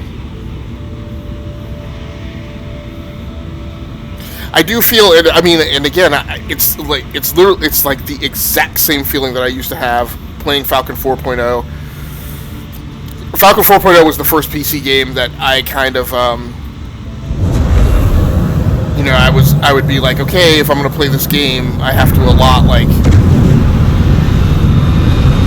a 3-hour time block to play it. But tonight, as we're about to wrap up, I have kind of that same feeling, which is I expended a lot more time than I would have for another game to achieve the same amount of, accomplishment. Yet still, I feel like I had an incredibly rewarding experience in terms of just, the graphical fidelity of the game and... so who is that? This is the first time I've showed up someplace and there have been other ships here.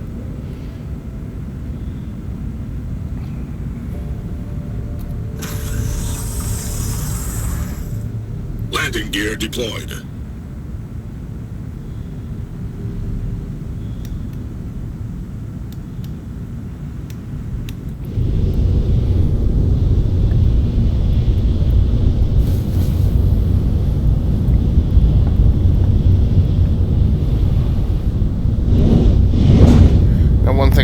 Oh, it's actually got a pad.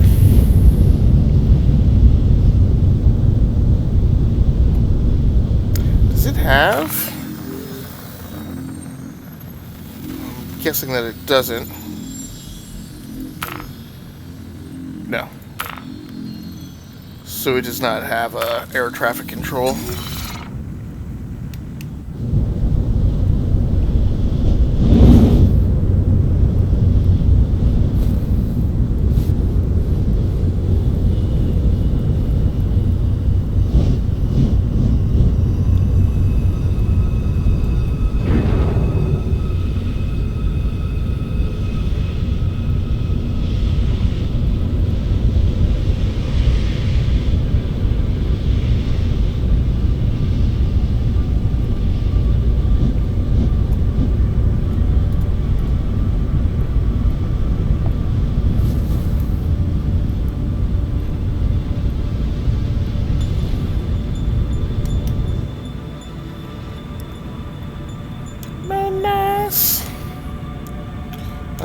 This time I'm going to leave this ship running.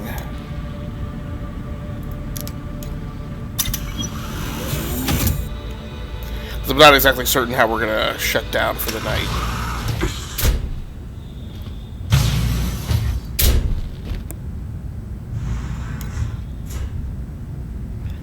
In terms of my normal OCD approaches, I really would like to fly the ship out and park it somewhere. And not just exit the game. We're probably just going to exit the game. Much easier to fly with joysticks, I feel like. Yep. Oh, yeah. Yep, no doubt. Oh, my gosh. So, we're going to have to... At least it's in the closer... At least the drop-off point is in the closer building. Oh, that's so bad. I forgot that I need to... one of the things I was supposed to do after the crash was I was supposed to go ahead and configure the weapons to fire weapons group 1 and weapons group 2, and to set a missile lock.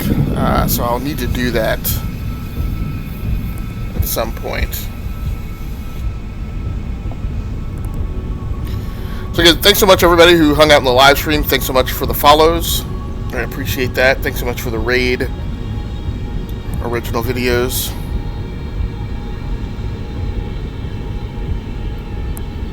It's been a pretty remarkable night. Not my typical live stream. Usually, number one, I typically don't go this early. It's been really awesome to have some of my old friends swing through and to make some new ones. So I appreciate all you guys.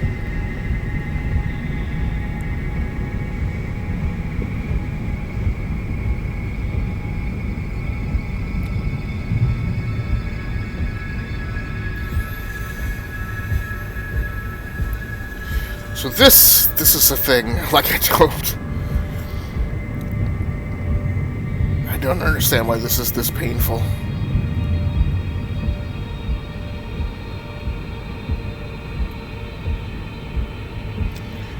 This is seriously like the longest mile.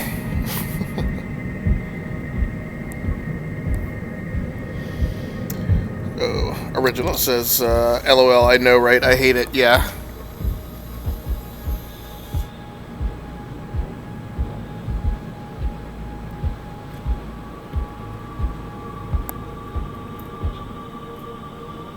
Oh, so it does. I was wondering, I was like, does this planet have like low gravity? Definitely have to do something about that, yeah. Seriously.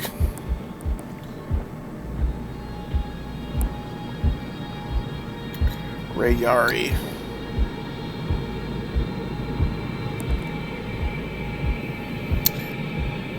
You normally get them on PlayStation 3 or PC. Unfortunately, rarely game on PlayStation 3.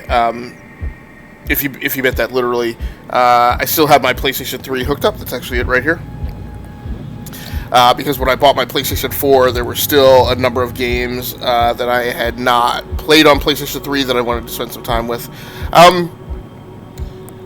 I hate the fact that I'm going to have to go around. I'm very tempted to try and jump over this stuff, but I'm really scared that that's going to cause another game crash. I really get around to all the platforms. I will say this year, just looking at my metrics so far, and videos that I've exported to my YouTube channel, I think I have definitely wound up spending more time gaming on PC this year than I have in years past.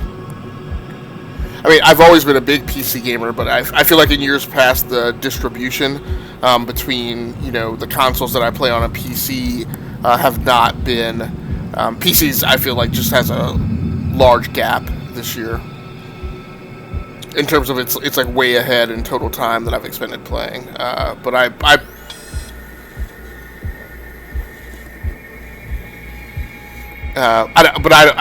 don't know if there's any platform that I normally play on. Right?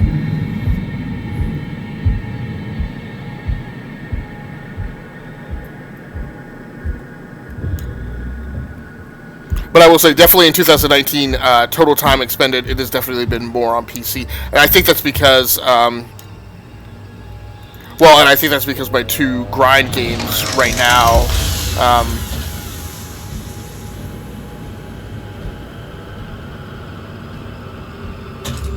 The Division 2, I only have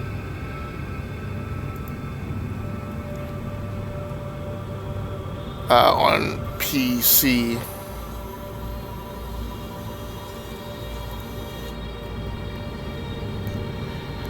And Destiny I have on PlayStation 4 and PC, but I've just wound up spending lots and lots more time playing on PC this year. And what about you, Original? Are you spend most of your time on PC, or do you kind of spread it around? Okay, so it says delivery complete. Show me the money! $6,000. I am the richest I've ever been.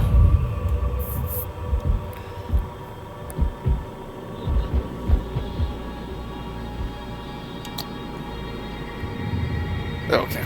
I was like, where'd I park again? Now, so what I'm going to do is I'm going to put my dude to bed here on Yella. And hopefully, since that's my choice and there are accommodations here, this is where I will respawn next time. Just to change things up a little.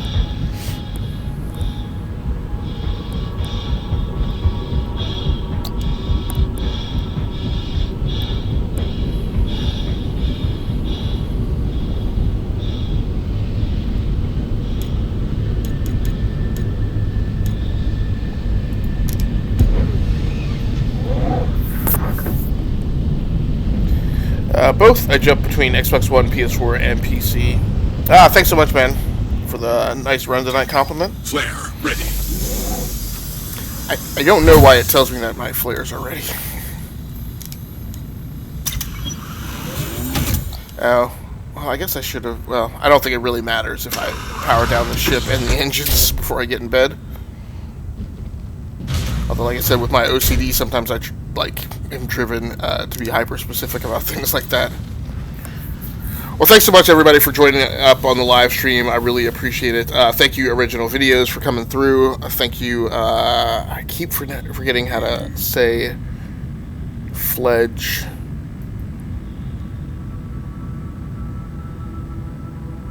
Fledger. Thank you so much, Fledger, for coming through. I appreciate you as well.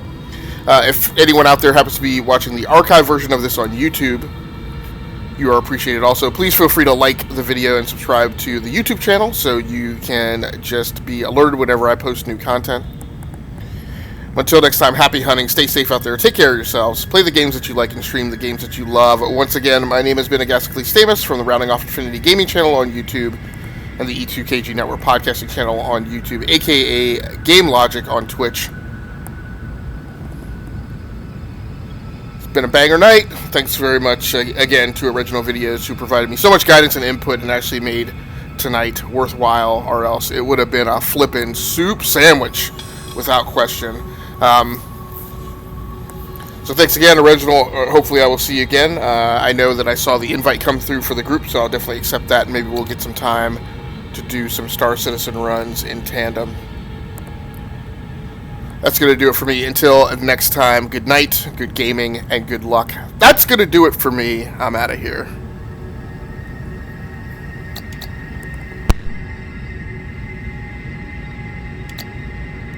Actually, I apologize. I was not thinking. So if you guys want to hang on, if you don't mind, I'm going to pick somebody to raid. And anybody who can hang out, even for just like 5 minutes afterwards, it's such a huge help. Again, I don't go into that thought mode because it doesn't happen that frequently.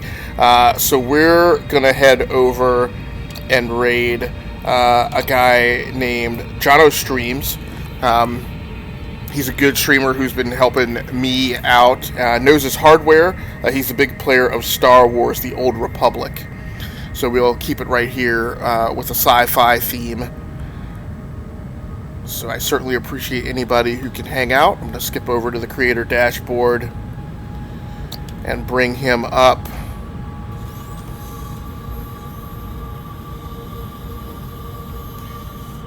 Any assist you guys can give him by hanging out, I would certainly appreciate it.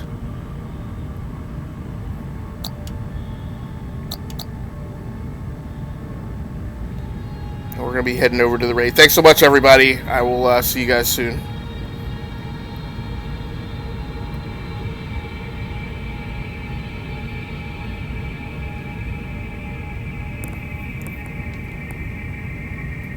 I used to think if I couldn't find hope, I should just let it all go.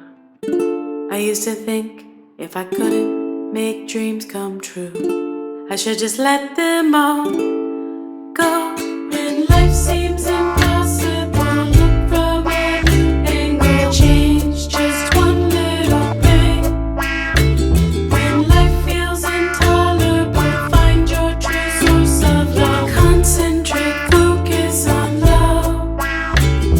Center now, focus on love. Dedicate, focus on love. Focus now, focus on love.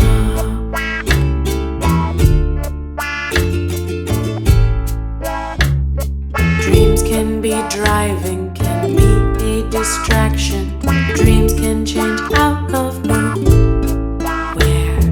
Life is so short, even when hope's elusive. Hard times dissolve in thin air. When life seems impossible, look from a new angle. Change just one little thing. When life feels intolerable, find your true source of love. Concentrate, focus on love. Center now, focus on love. Dedicate, focus on love. Focus now, focus on love.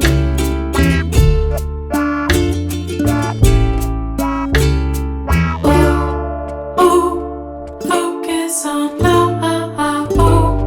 Oh, reflect on love.